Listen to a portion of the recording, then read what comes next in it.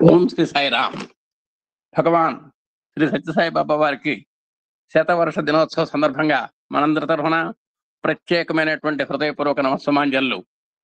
వారి యొక్క దివ్యాశీస్సులతో మనం ఏఎస్బి కార్యక్రమాలని నిర్విఘ్నంగా చక్కగా మనోరంజకంగా జరుపుకుంటున్నాం. వారి యొక్క ఆశీస్సులకు మరొక్కసారి హృదయపూర్వక నమస్కారాలు అర్పిస్తూ అహం సత్యబోధక చెన్నై దివ్య జ్ఞాన యజ్ఞము, ఈ దివ్య జ్ఞాన యజ్ఞ రసారసులైనటువంటి మన ప్రియతమ గురువులు, పూజ్యులు, ఆప్తులు, ఆత్మీయులు అయిన ఎమ్మెల్యన్ గారికి, వారి శ్రీమతి ఎంవిఎల్ గారికి మనందరి తరఫున హృదయపూర్వక నమస్కారాలు. అలాగే శ్రీ సత్యసాయి దివ్య జ్ఞాన దైనందిన కార్యక్రమాల్లో భాగంగా ఈరోజు ఆత్మారామము గ్రంథ పఠనం జరగబోతోంది. గ్రంథ పఠనకర్తలు నెంబర్ 1 శ్రీమతి డాక్టర్ మన ఆప్తులు ఆత్మీయులు డాక్టర్ జిఎల్ సరస్వతి గారు, వారు సాయిరాం కొవ్వూరు. వారి యొక్క తదనంతరం శ్రీమతి మైలవరప్రాథ సాయిరాం వైజాగ్ వారు చదవబోతున్నారు. వారికి స్వామి యొక్క దివ్యాశీస్సులతో పాటు మా అధినేత దంపతుల యొక్క శుభాకాంక్షలు, మా అందరి ఆత్మీయ సోదర సోదరిమణుల యొక్క శుభకామనలు నిండుగా మెండుగా ఉండి ఈ కార్యక్రమాన్ని రసవత్తరంగా జరిపించాలని స్వామివారిని కోరుకుంటూ, తర్వాత అవకాశాన్ని బట్టి మన ఎమ్మెల్యే గారు ప్రత్యేకమైనటువంటి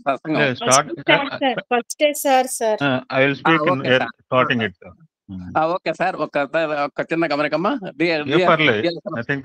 సరస్వతి గారి ప్రారంభానికి ముందు మా గురువు గారి సత్సంగం ఒక స్వల్పకాలం ఉంటుంది. ఆ తర్వాత నెంబర్ 1 ఎమ్మెల్యే గారు, నెంబర్ 2 జిఎల్ సరస్వతి గారు, నెంబర్ 3 మైలవరప్రాస గారు. ఈ క్రమంలో ఇవాళ కార్యక్రమాన్ని మనం స్వామి యొక్క దివ్యాశీస్సులతో నడుపుకోబోతున్నాం. ఫస్ట్ కార్యక్రమం special spiritual satsang by our dear beloved leader, founder and mentor ఎమ్మెల్యన్ sir. Sairam sir. Sairam sir, అందరికి సాయిరామ్ అండి. 1 వీక్ అయింది మనం ఈ సబ్జెక్ట్ ముట్టుకోక. ఇంకా రాబోయే రోజులుగా బిజీగా ఉంటాం ఈ వారం అంతా. సార్ చెప్పినట్టు అక్కడ ఎంతో వైభవంగా సాగుతోంది స్వామి వారి శోభాయాత్ర. సరే, మనం అక్కడే ఉన్నాం. మనం ఎక్కడో ఉన్నాం అనుకుంటే కాకుండా మనం కూడా ఫిజికల్గా ఇక్కడ ఉండొచ్చు, కానీ మన మనసు అంతా అక్కడే తిరుగుతుంది. చాలా అద్భుతంగా పెద్ద పెద్ద మహనీయులందరూ వస్తున్నారు, ఎవ్రీబడి. ఐ థింక్ నాకు తెలిసి అంటే నా ఊహలో, నాకు తెలిసిన నా ఏజ్లో అంటే this is the biggest festival I think ఎవరికన్నా జరగటం. ఇంతకంటే గొప్ప కార్యక్రమాలు జరగలేదంటే జరిగి ఉండవచ్చు అండి. I think this is the biggest event నా జీవితకాలంలో జరగబోతోంది. యావత్ ప్రపంచము ఇప్పుడు దృశ్యంతో ఇక్కడే ఉంది. ఎవరు చెప్పినా, ఎవరు చూపించినా, ఎవరు చూపించకపోయినా అది వ్యక్తిగతం అనుకోండి.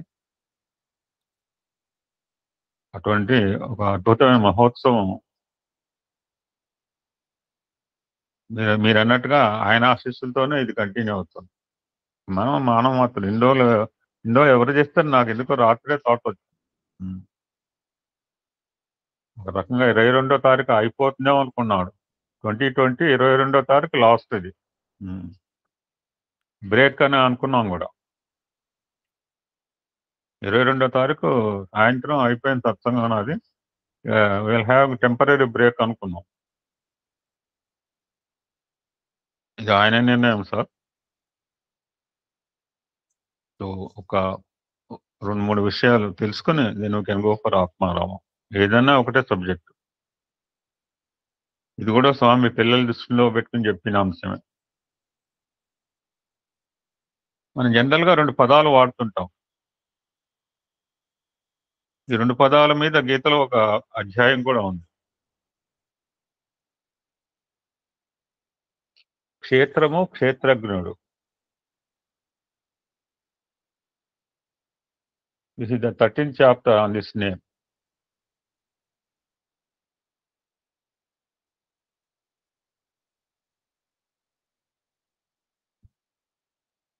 So Swami has given beautiful explanation. What is క్షేత్ర అండ్ వాట్ అంటే తెలియందా అంటే అందరికి ఎవరికి తెలియదండి. ఎన్నోసార్లు అనుకున్నాం. ఎంతో మంది కూడా దీన్ని ప్రస్తావన తీసుకురావటం జరుగుతుంది. అవకాశం ఉన్నప్పుడు చెప్తుంటారు. క్షేత్రం అంటే తెలుసు మనకు పొలం.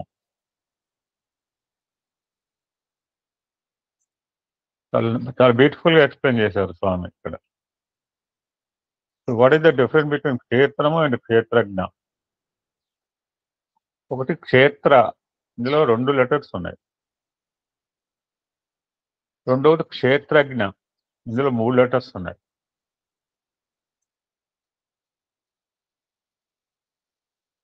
క్షేత్రకు నిన్న సార్ చెప్పారు, జ్ఞానము అజ్ఞానము, only 1 difference, 1 letter added.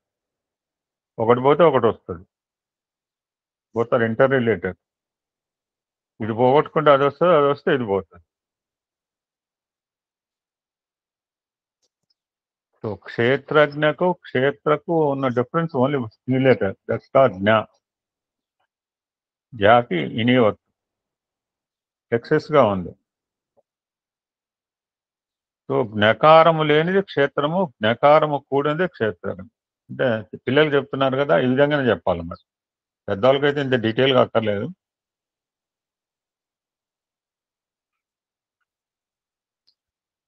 So జ్ఞా అనేది చాలా వైటల్ ఇక్కడ, వైటల్ లెటర్.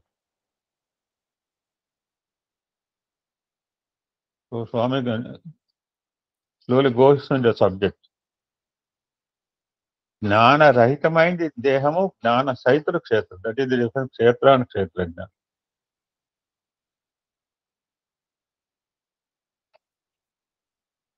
క్షేత్రం అనేది ఆయన యొక్క నివాసం.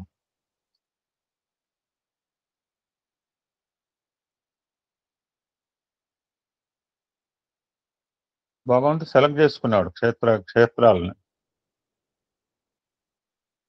డైలీ లైఫ్ లో జనరల్ గా ఏమంటుంటాం?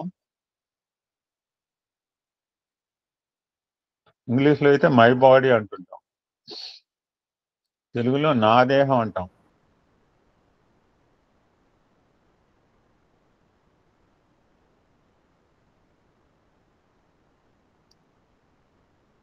సో మన దేహం కానప్పటికీ, నీవు దేహం కానప్పటికీ అది నీవుగా భావిస్తున్నావు అంటున్నారు ఇక్కడ.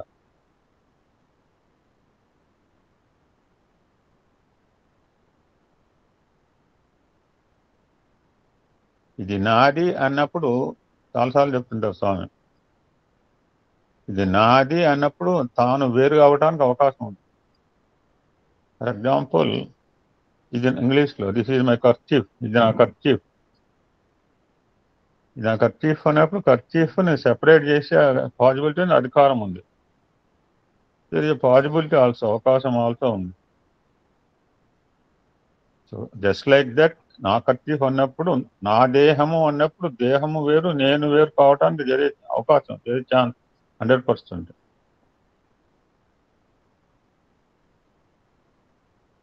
సో అదే విధంగానే క్షేత్రం అనే దేహంలో క్షేత్రజ్ఞుడు. ఆ క్షేత్రజ్ఞుడు ఏమంటాడు? నేను కూడాను, నాది కూడాను ఆ దేహమే అంటున్నాడు.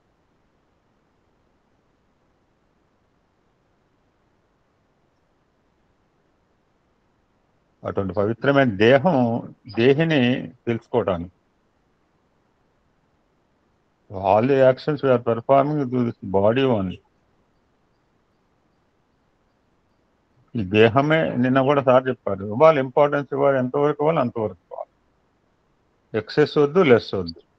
ప్రేమ ఇంపార్టెంట్, ఎందుకంటే ఇది దీని ద్వారానే మనం ఏదైనా తెలుసుకునే అవకాశం.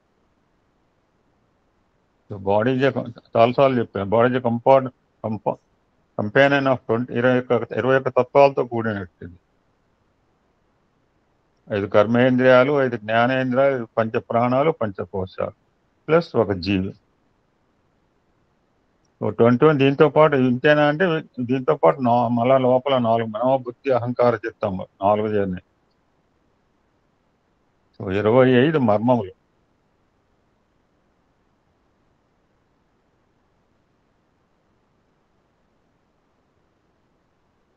బ్యూటిఫుల్ పోయం చెప్తారు స్వామి ఇక్కడ.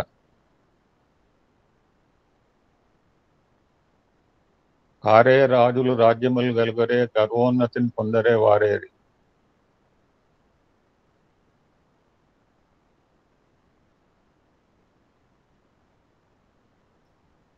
ఎంతో మంది వచ్చారు చక్రవర్తులు, ఎంతో మంది రాజులు వచ్చారు ఉండినారు. అందరు కూడా కాలంలో లోబడి ఉండవలసిన వాళ్ళే. కాలము లోపల కదిలిపోయిన వారే, కదిలిపోతున్న వారే. ఇది ఫోర్త్ బ్రహ్మ, కాలస్వరూపుడు. బ్రహ్మ విష్ణు మహేశ్వర తర్వాత కాల బ్రహ్మ, తర్వాత సదాశివ, పరాత్పర బ్రహ్మ. 3+3. ఇది రుద్రం పుణ్యవాడు మనకు కాస్త ఈ 6 పేర్లను అవగాహనకు వచ్చింది. మనం ఎప్పుడో అనుకున్నాం 5 years బ్యాక్ స్వామి యొక్క శతవార్షికోత్సవాలు వస్తాయని చెప్పి ఫ్యూచర్ ప్లాన్. 2020లోనే అప్పటి నుంచి యాక్షన్ ప్లాన్ వేసుకుంటూ వచ్చారు మన ఆర్గనైజేషన్ వాళ్ళు. 5 సంవత్సరాలు గడిచిపోయింది. ఆ టైం హ్యాస్ కమ్ నౌ. ఆ విధంగానే దినములు, నెలలు, సంవత్సరాలు, యుగములు సర్వం మారిపోతుంది. కాలం అనేది ఒక ప్రవాహం.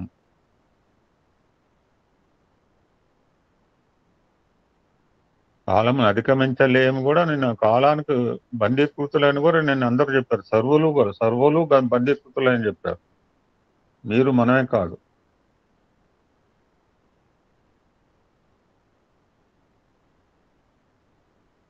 ఈ కాల ప్రవాహంలో అన్ని పదార్థములు, సర్వ వ్యక్తులు, సర్వ విషయములు కొట్టుకుపోయారు. ఎందుకు స్వామి ఎలా వచ్చారంటే, నీట మునిగిన వాడిని రక్షించాలంటే ఆయన కూడా దిగాలి. ఒడ్డు మీద కూర్చుంటే రమ్మంటే అవకాశం లేదు, తక్కువ ఉంటుంది. స్వామి అవతార కార్యక్రమం చెప్తే ఈ మాట చెప్తుంటారు. కొట్టుకుపోయే వస్తువు మరొక కొట్టుకుపోయే వస్తువుని కాపాడటానికి సాధ్యం కాదు, క్వైట్ ఇంపాసిబుల్ అన్నారు. మరి ఎవరు కాపాడగలరు?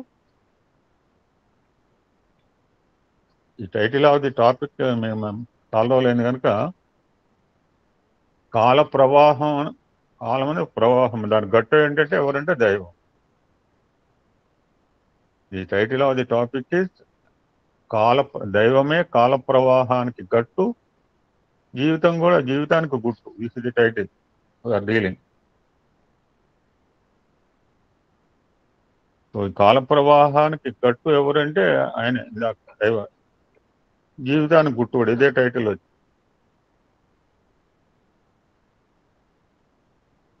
దైవత్వాన్ని మనం విస్మరించక జగత్తును 2 పదాలు వాడారు. దైవత్వాన్ని విస్మరించక జగత్తును విశ్వసించక.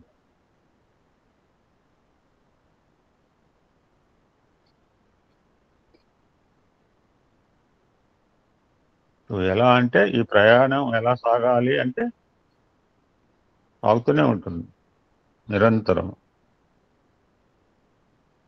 దానిలో భాగంగా హ్యావ్ టు డెవలప్ లవ్. భగవద్గీతలో భక్తి యోగంలో భక్తుడు అంటే కావాల్సిన 64 లక్షణాలు చెప్పింది. నిన్న మనకు సార్ మళ్ళీ రిపీట్ చేశారు.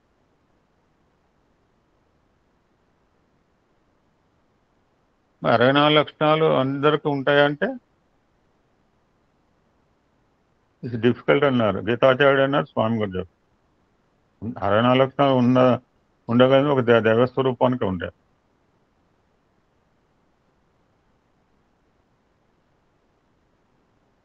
అట్లీస్ట్ ఆ ఒక 64 నేరేట్ చేసిన 64 లక్షణాల్లో అయినా ఒక్కటైనా ఆచరణలు పెడితే చాలని. భగవన్ నామం చేసినా, లేదా ప్రేమతత్వంతో ఉన్నా, సమాజ సేవలో ఉన్నా, వాట్ ఆర్ 64 గుడ్ క్వాలిటీస్.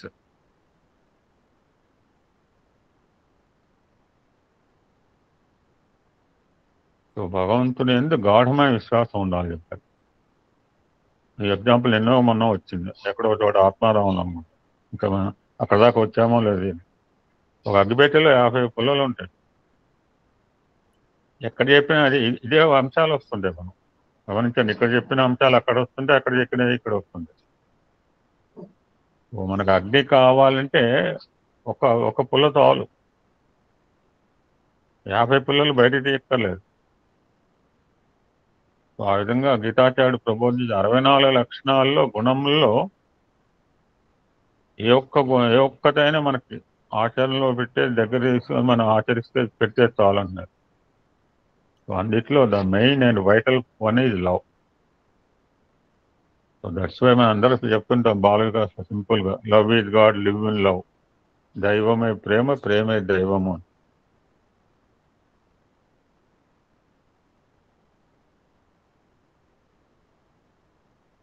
అటువంటి భక్తికి కూడా ఆధారమైనది ప్రేమతత్వం మాత్రమే. ప్రేమ వేరు, భక్తి వేరు కాదు. The desireless love towards God is devotion అంటుంటాం ఇంగ్లీష్. ఫలాపేక్ష రహిత ప్రేమయే భక్తి. భక్తి వేరు, ప్రేమ వేరు కాదు. భగవంతుని మీద మనందరూ ఎంతో మంది మరి ప్రేమిస్తున్నాం మన లౌకికమైన ప్రపంచం. బట్ అందరికంటే భగవంతుని మీద చూపించే ప్రేమయే భక్తి అన్నారు. సో భక్తి వేరు, ప్రేమ వేరు కాదు. సో భక్తి అంటే మళ్ళీ చాలాసార్లు చెప్పాడు గీతాచార్య, నాకు ఎవరు ఇష్టం అంటే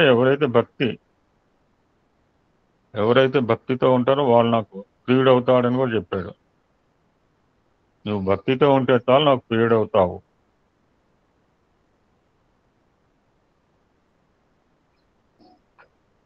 సో మళ్ళా మనకు తెలిసింది భక్తులు అంటే there are four types of category.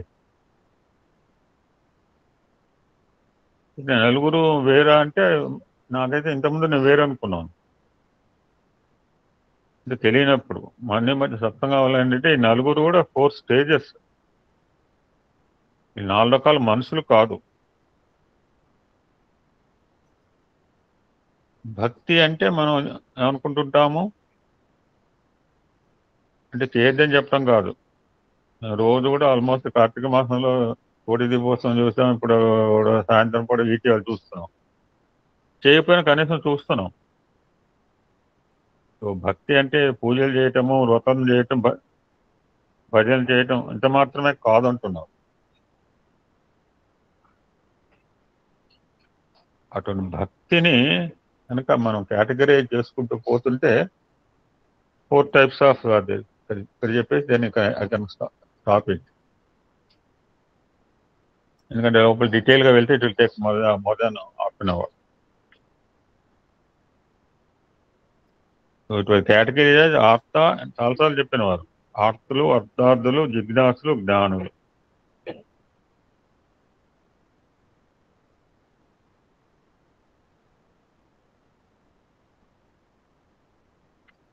So అందులో ఒక ఫస్ట్ కేటగిరీ ఏంటంటే ఆర్తులు అంటే కష్టములు, దుఃఖములు, విచారములు సంభవించిన సమయంలో భగవంతుని ప్రార్థిస్తున్నారు. అంతటితో కాదు, ఇంటి లోపల ఒక పశువుకో శిశువుకి, ఇక్కడ మన తెలుగు ఆంధ్రులు ఎక్కువగా ఉపయోగించే సామెత అన్నారు, సంకటం వస్తే వెంకటరమణ అని.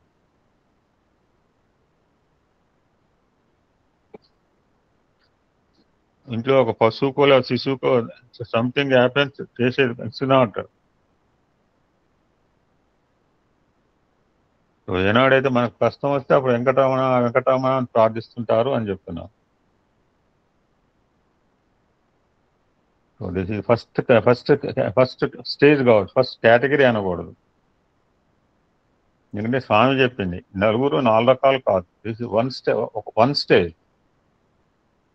కష్టకాలంలో లేదా బాధకాలంలో, నష్టముల సమయంలో భగవంతుని చింతించి పర్వార్ఫుల్ టు గెట్ రెమెడీ, ఉపశాంతి పొందటానికి చేసే ప్రేయర్స్ కాల్ ఆర్తభక్తి అన్న.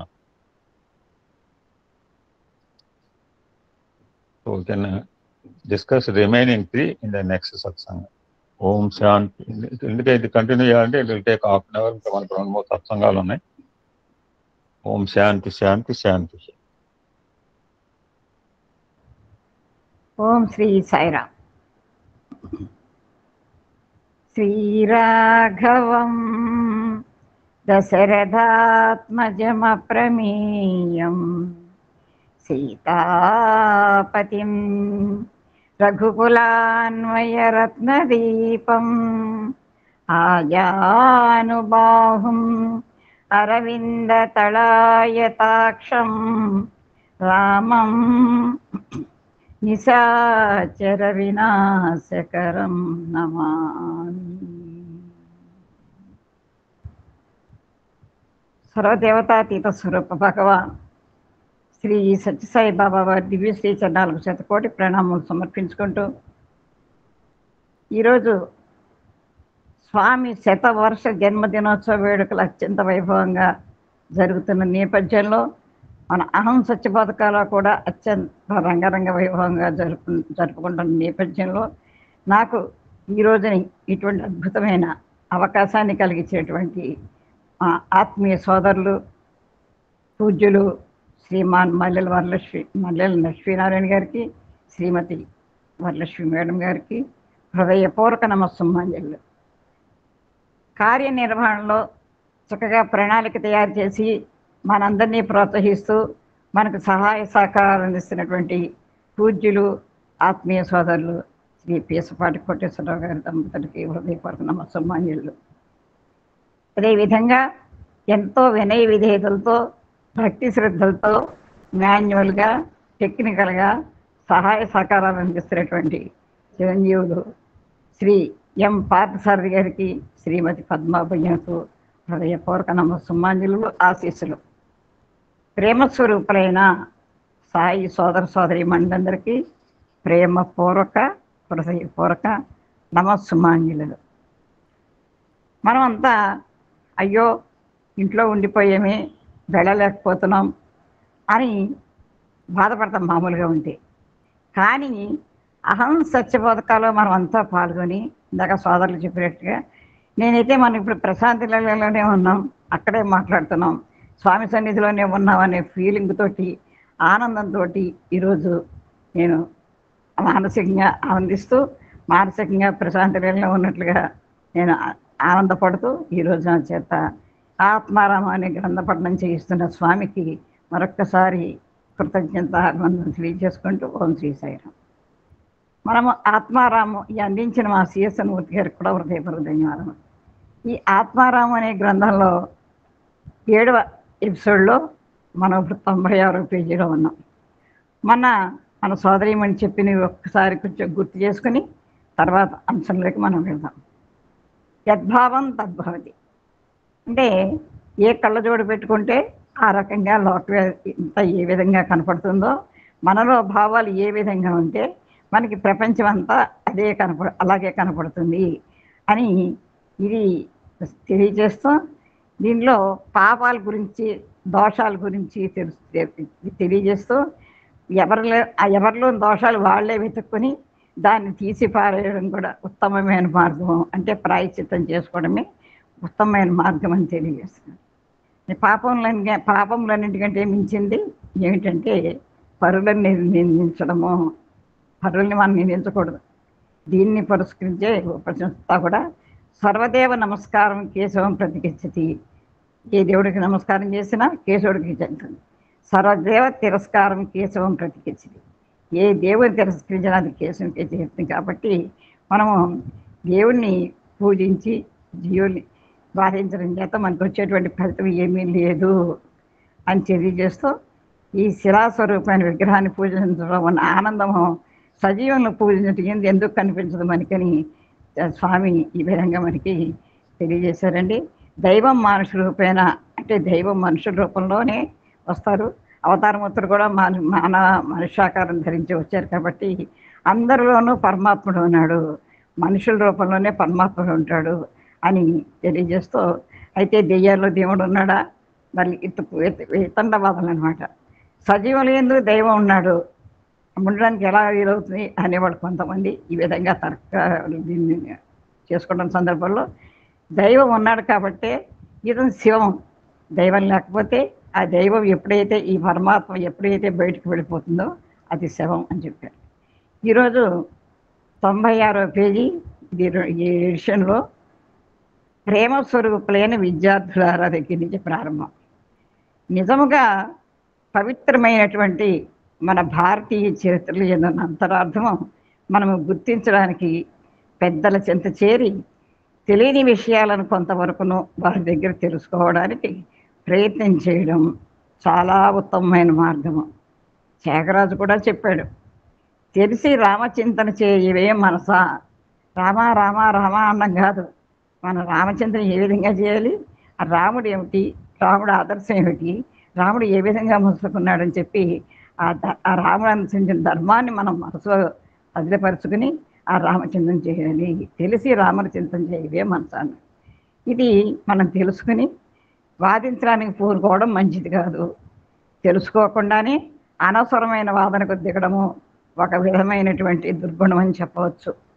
మనకి తెలిస్తే మాట్లాడాలి, తెలియకపోతే నోరు మూసి కూరుకోవాలి, కానీ తెలిసి తెలియకుండా అనవసరంగా వాదించకూడదు.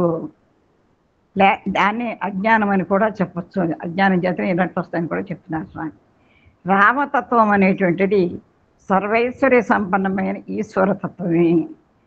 అంటే ఈశ్వరుడు వేరు, రాముడు వేరు, విష్ణువు వేరు కాదు, అంతా రామతత్వమే, అంతా రామమయం, ఈ జగమంతా రామమయం అని వస్తూ ఉంటుంది కదా. రామ అంటే ఆ సాక్షాత్తు ఆ పరమేశ్వరుడే. కొంతమంది చేరి ఏదో ఒక శైవత్వము విష్ణుత్వము అనే భేదాభిప్రాయములు సృష్టించి మానవుని యందు కొన్ని రకములైన అవిశ్వాసములు కల్పించి తద్వారా నాస్తికత్వానికి మార్గం చాటుతూ వచ్చారు.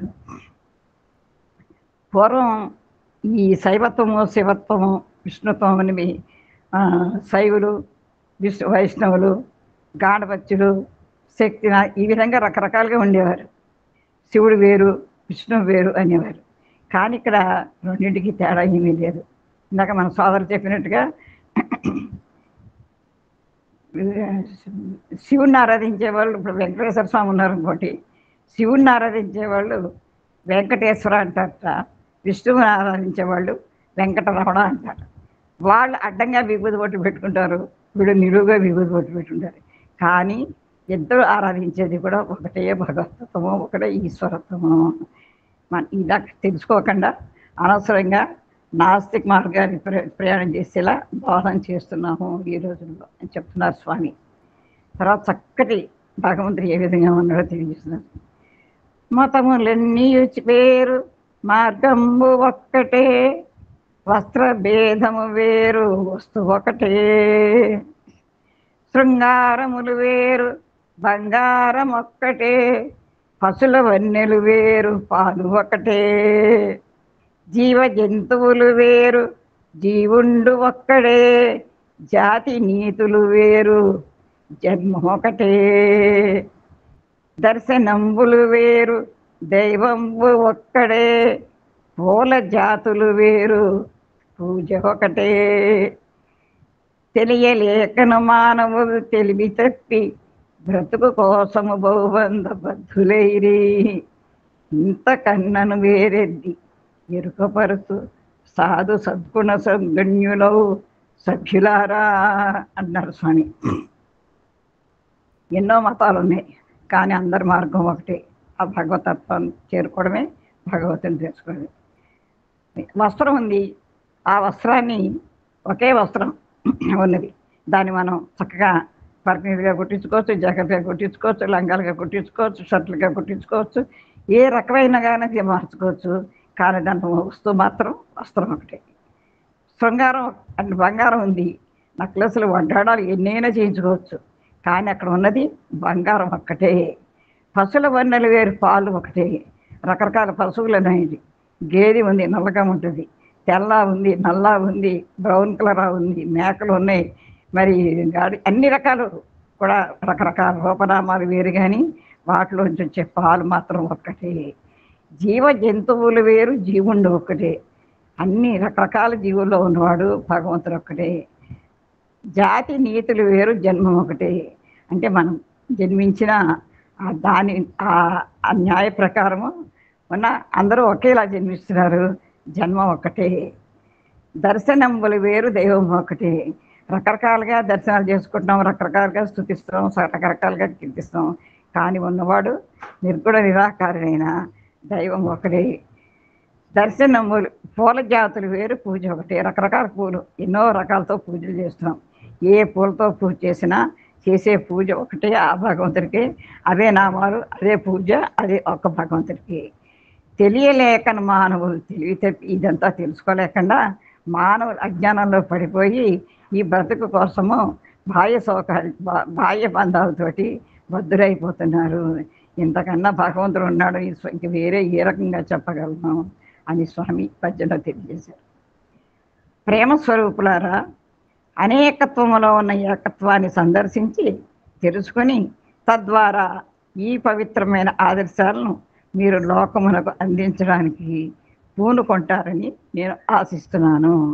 ప్రేమ స్వరూపులారా, ఇప్పుడు కూడా స్వామి ఆయన ప్రేమ స్వరూపుడు, ఆయన తత్వమే ప్రేమతత్వం కాబట్టి ఇప్పుడు ప్రేమ స్వరూపులారని సంబోధించి ఉండేవారు స్వామి. రామాయణ సెమినార్ నేటితో సమాప్తి. అంటే సమాప్తి అనగా బ్రహ్మప్రాప్తి అని కూడా అర్థము. అంటే ఎండ లేదనమాట, సమాప్తి అంటాం మనం. అంటే ఆ రోజుకి అది పూర్తయిందంటే దానికి నో ఎండ్. ఈ రోజుకి ESP పూర్తయింది, మళ్ళీ రేపు పొద్దున మళ్ళీ 10ంటికి మామూలుగా వస్తుంది, దీనికి సమాప్తం లేదు. అదేవిధంగా ఈ రామాయణ సదస్సులన్నీ కూడా ఆ సమ్మర్ కోర్సెస్ చెప్పే సందర్భంగా పూర్తయ్యాయి. కానీ ఇది సమాప్తి కాదు, బ్రహ్మప్రాప్తి. అంటే బ్రహ్మప్రాప్తి అంటే అందులో విషయాలు తెలుసుకొని ఆ ఆనందాన్ని అనుభవించడము, అంతేగాని పూర్తి కాదు, సమాప్తి కాదు నిజానికి అని స్వామి తెలియజేస్తున్నారు. నిజానికి ఈ రామాయణం అనే దానికి సమాప్తి అనేది లేదు. ఇంటింటి రామాయణం ఇది జరుగుతూనే ఉంటుంది, ఎప్పుడు జరుగుతూనే ఉంటుంది. యుగాలు మారినా జగాలు మారినా ఈ రామాయణం జరుగుతూనే ఉంటుంది. ఇలాంటి పవిత్రమైన దానిని మీరు కొంతవరకు దృష్టి ఉంచుకుని తిరిగి రాబోయే దినములందు మీరు వినే విషయాలు కూడాను మీ చిత్తమునందు చేర్చుకుని కొన్నింటిని నేను ఆచరణ నుంచి సమ్మర్ క్లాస్ అంటే ఇప్పుడు వేసవి తరగతులు స్వామి ప్రతి సంవత్సరం కూడా నిర్వహించేవారు.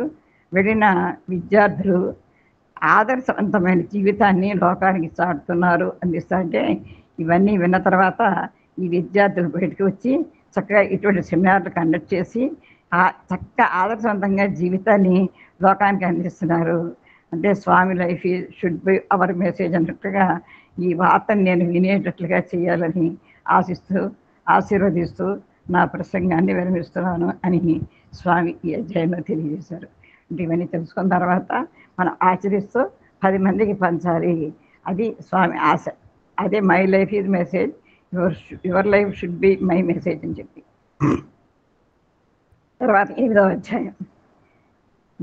వేదాంగములు వల్లె వేసియున్న గజ్జ బజ్జంబులు కోర్ప కలిగియున్న చిత్తశుద్ధియు లేకున్న చెడును వాడు ఇంత కన్నను వేరెద్ది ఎరుకపరుతూ.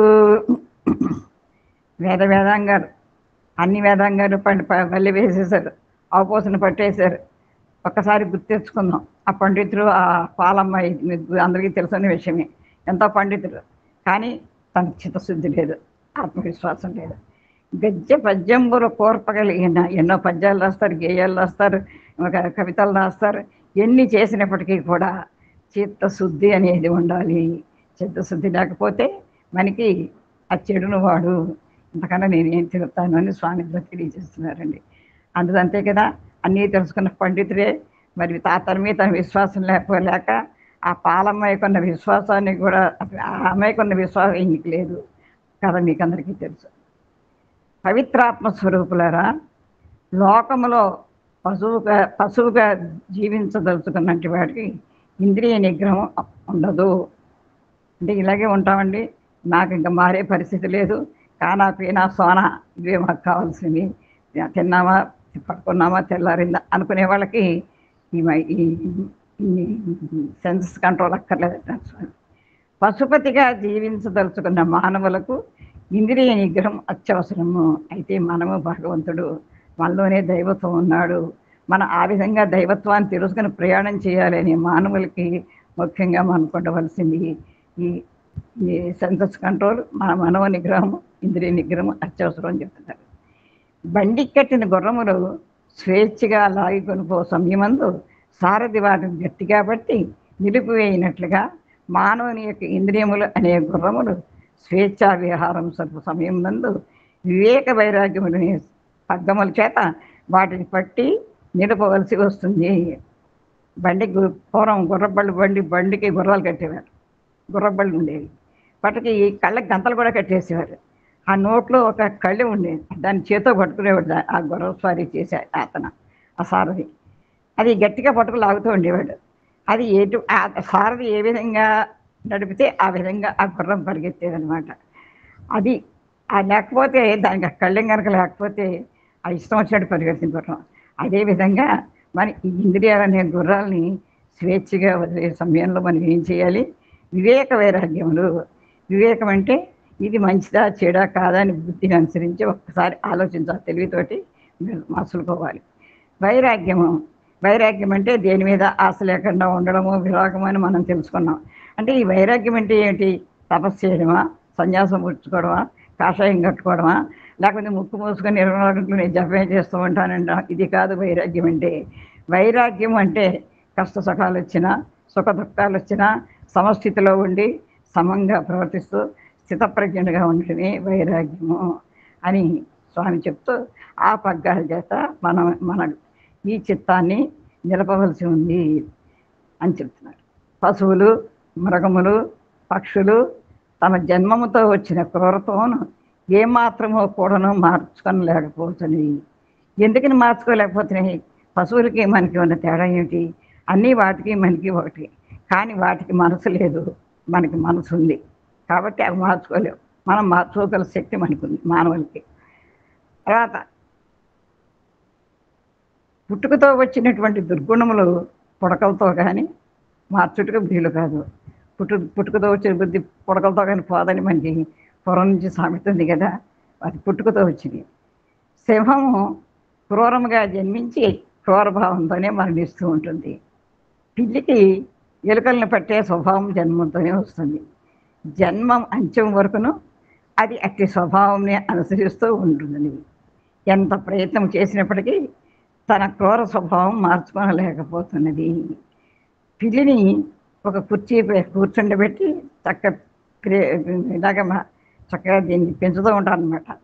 కూర్చుండబెట్టి పాలు, పెరుగు, సాత్వికమైన ఆహారం కడుపు నిండా మెక్కబెట్టి ఎన్ని విధముల జ్ఞానబోధ చేసినప్పటికీ ఎలుకను చూసిన తక్షణమే దాన్ని హింసించడానికి పూనుకుంటుంది.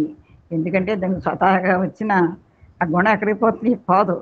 అది దీనికే మనకి సుమతి గారు ఒక పద్యం చెప్పాడండి. చక్కగా పూర్వం నీతి పద్యాలు చాలా చక్కగా ఉండేవి. సుమతి శతకం, వేమన శతకం.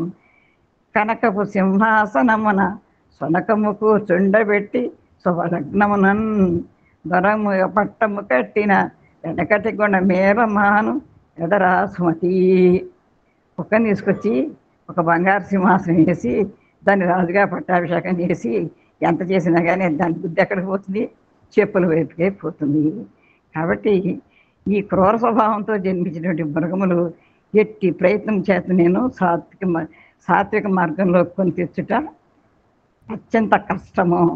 అది తీసుకురాలేదు, ఎందుకంటే వాటి జన్మ అటువంటిది. కానీ అవి ఒక జన్మ నుంచి ఒక జన్మ ఉన్న స్థితికి అయితే పెడతాయి. కానీ మానవుడు అట్టివాడు కాదు. క్రూర స్వభావంతో జన్మించిన మానవుడు సత్పురుషుల యొక్క దర్శన స్పర్శన సంభాషణ చేతను ప్రచార ప్రబోధాల చేతను తాను సాత్విక మార్గం వచ్చుటకు ఎంతైనానో అవకాశం ఉంటున్నది.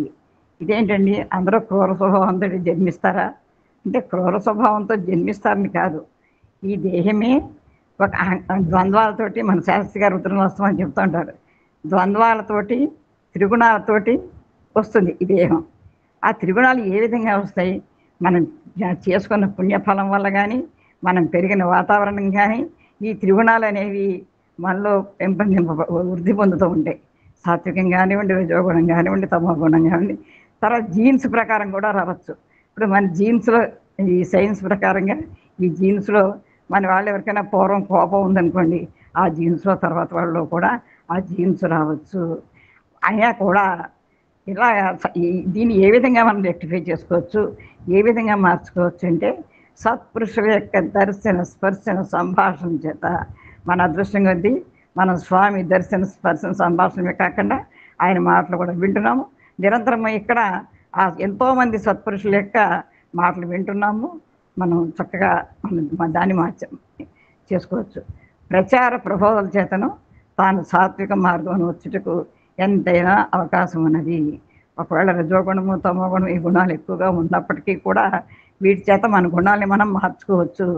ఆ వాటికి మనకి ఉన్న తేడా ఏంటంటే మన గుణాలని మనం మార్చుకునే శక్తి మన చేతుల్లోనే ఉన్నది, మన తలరాత మన చేతుల్లోనే ఉన్నది.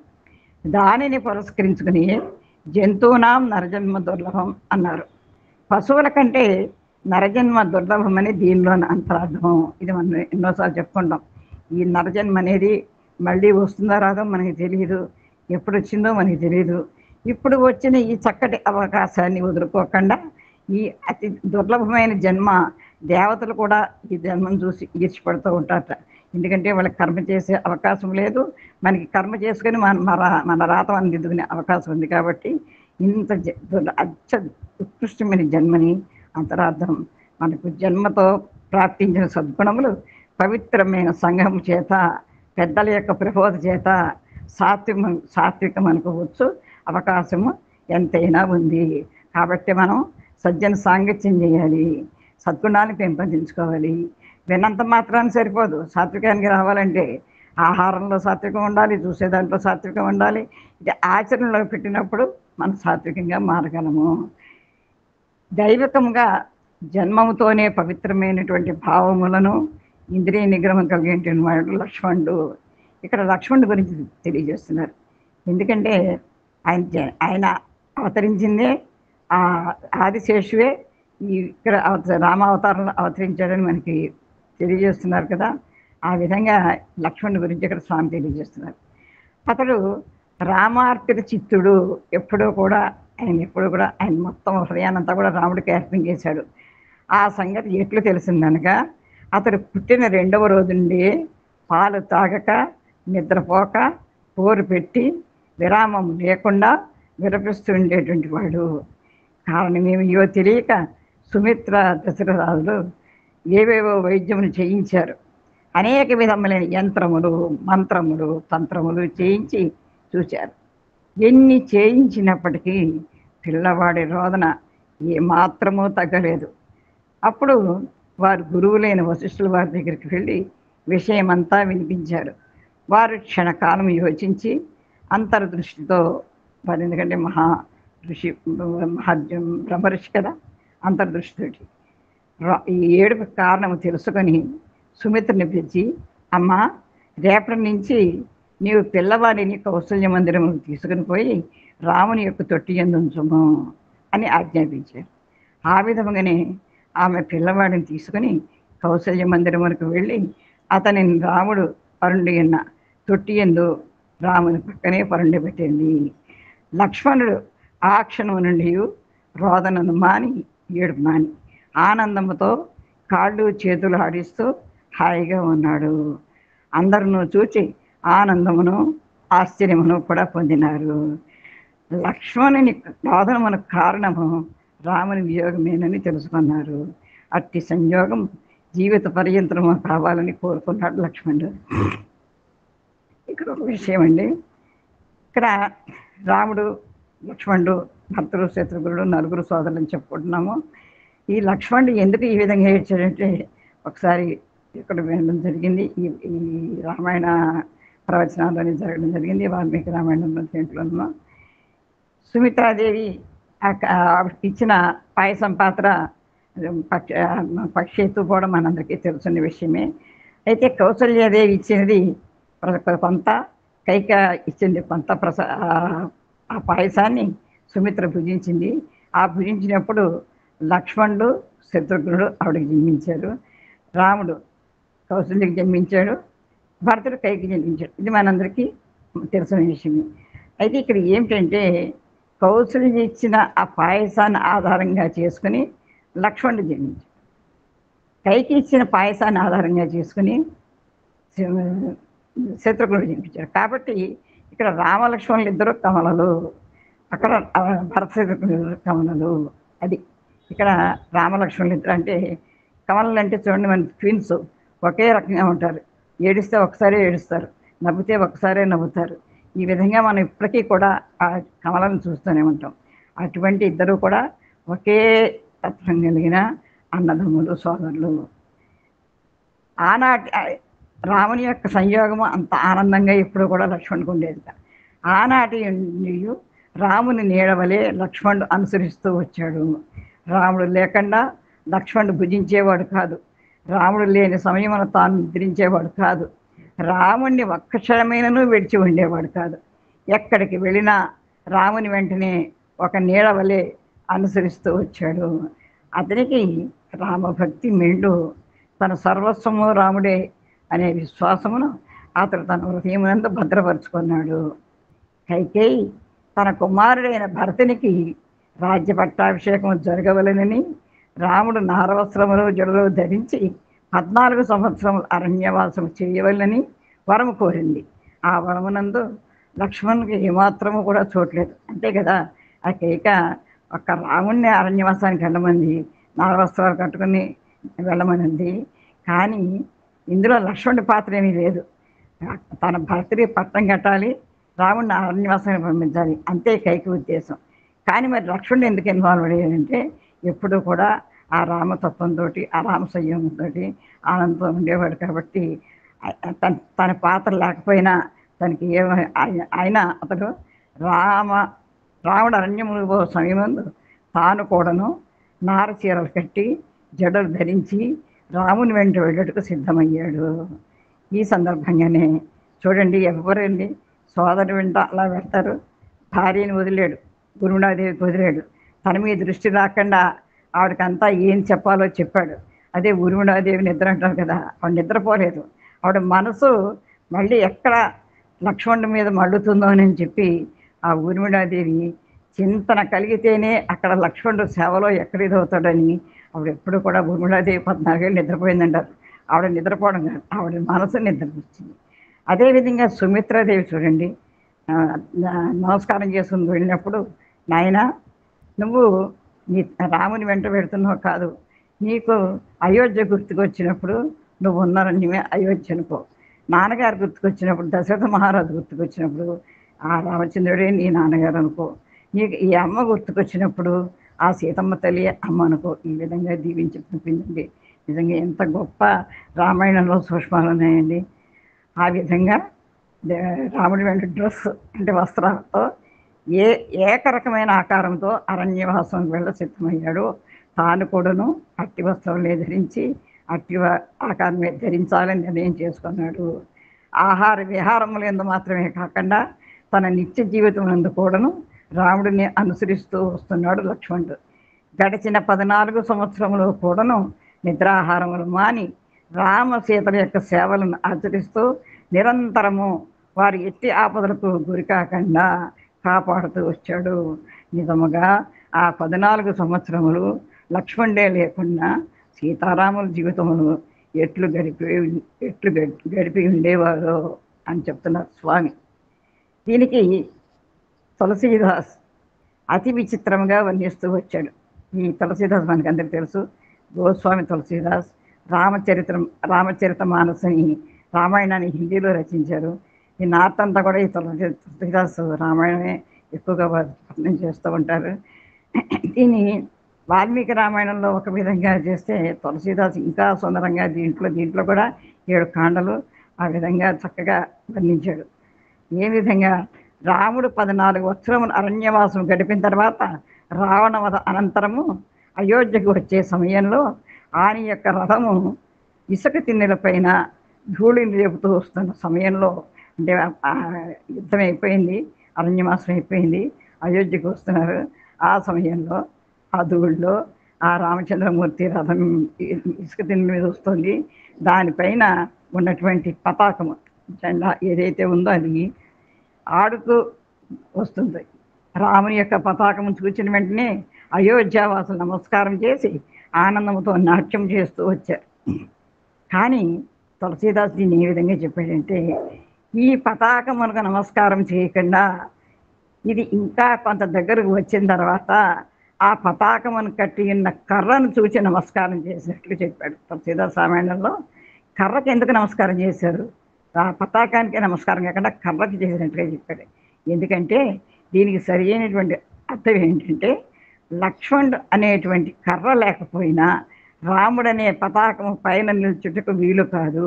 అంటే ఇక్కడ లక్ష్మణుడు అండ ఉండబట్టి లక్ష్మణుడు తోడు నీడగా ఉండబట్టి ఓ ఊతం కర్ర, ఆ కర్ర ఉంది కాబట్టి ఆ పతాకం అంత అద్భుతంగా భువన పొంతరాల్లో రెపరెపలాడుతోంది అని తులసీదాసులో వర్ణించాడు. కాబట్టి రాముడు నిలుచుటకు లక్ష్మణుడే ఆధారమని తులసీదాసు నమస్కారము, తులసీదాసు చెప్పిన నమస్కారానికి అర్థం అనమాట.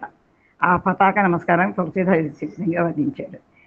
అయితే అందుకనే కదా ఆ మూర్చిపోయినప్పుడు అక్కడ మా చిన్నప్పుడు పాట పాడేవారు. ఆలిపోతేను ఆలి తెత్తు కానీ తోడు నెక్కర తెత్తును అని శ్రీరామచంద్రమూర్తి వినిపించేట. భార్య పోతే భార్యను తెచ్చుకోవచ్చు, నా ప్రీతం సోదరుడు నా లక్ష్మణుడు పోతే ఈ తోడు నాకు ఎలా దొరుకుతుంది అని ఆ శ్రీరామచంద్రమూర్తి వినిపించేటండి. అది గుర్తుకొచ్చింది ఇప్పుడు సాయిరాం.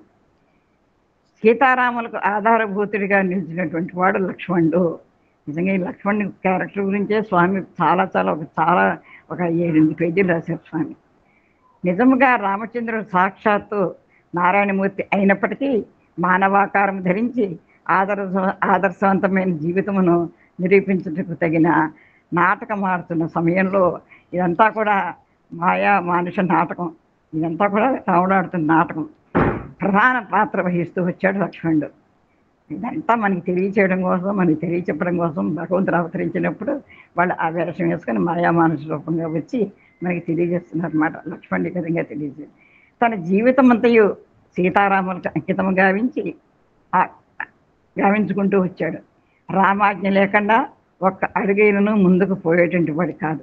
కానీ అట్టి లక్ష్మణుడు 2 సమయములందు తనకి తప్పని తెలిసినా కూడా రామాజ్ఞను మీరవలసి వచ్చినది. ఏమిటండి అది? ఒకసారి ఆ సీతాదేవిని కాపలా కాస్తూ ఉండమన్నప్పుడు అక్కడ ఒక గీత గీశాడు. నువ్వు వెళ్ళొద్దు బయటికి రాకూడదు, అమ్మ సీతాదేవి బయటకు రాకుండా కాపలా కాస్తూ వచ్చాడు. అక్కడ మారీచుడు హా లక్ష్మణ అని అరవడంతో సీతాదేవి మీ అన్నగారికి ఆపద వచ్చింది, ఏం జరిగిందో చూడు అని తెలియజేసినప్పుడు అప్పుడు ఆజ్ఞని ఆవిడ ఒప్పుకోలేదు. నువ్వు వెళ్ళవా అని కఠినంగా కూడా మాట్లాడింది. అప్పుడు లక్ష్మణ రేఖ గీసి ఆజ్ఞని దాటి, రాముడు ఇచ్చిన ఆజ్ఞని దాటి అక్కడికి వెళ్ళాడు లక్ష్మణస్వామి. అప్పుడు రాముడు కూడా కోప్పడతాడని మనం విన్నాం. ఇంకొకసారి ఆజ్ఞ ఎక్కడ మీరాడంటే వనవాసానికి. సాయిరాం. ఓం శ్రీ సాయిరాం. ఇటువంటి అద్భుతమైన అనుగ్రహాన్ని, అవకాశాన్ని నాకు అందించినటువంటి ఆ సాయినాథుడికి నమస్కారం తెలియజేసుకుంటూ మా ఆత్మీయ సోదరులు శ్రీ లక్ష్మీనారాయణ గారికి, సత్యమణి లక్ష్మి గారికి హృదయపూర్వక నమస్సుమాంజలు, ధన్యవాదాలు. అందరికీ ప్రేమపూర్వక హృదయపూర్వక సాయిరాం. జై సాయిరాం. అందరికీ సాయిరాం అండి. స్వామివారి దివ్య పాదపద్మములకు నమస్కరిస్తూ అవకాశం ఇచ్చిన లక్ష్మీనారాయణ అంకుల్ గారికి, కోటేశ్వర అంకుల్ గారు, పద్మభయన్ గారు, వీళ్ళందరికీ, పార్థసారథి గారు, నాతోటి సాయి బంధువులందరికీ సాయిరాం అండి.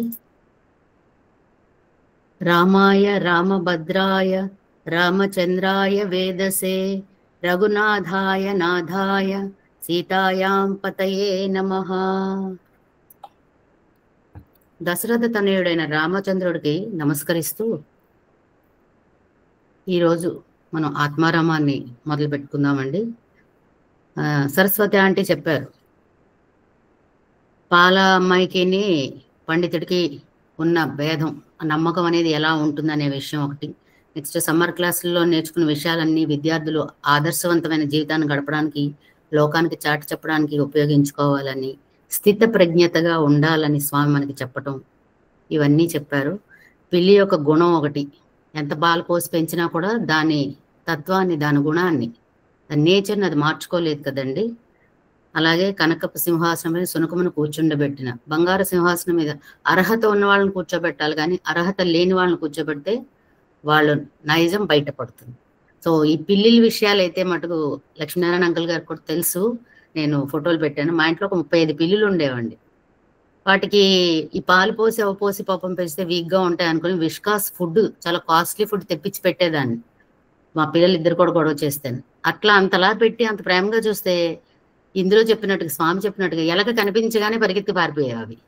అప్పుడు అనిపించేది ఏంటి ఇంత కష్టపడి ఇంత ఖరీదైన ఫుడ్ నేను పెడుతూ ఉంటే ఇది మళ్ళీ వెళ్ళి ఆ ఎలక వెనకాల పరిగెడుతుంది ఏంటి అనుకుని నాకు కోపం వచ్చేదనమాట.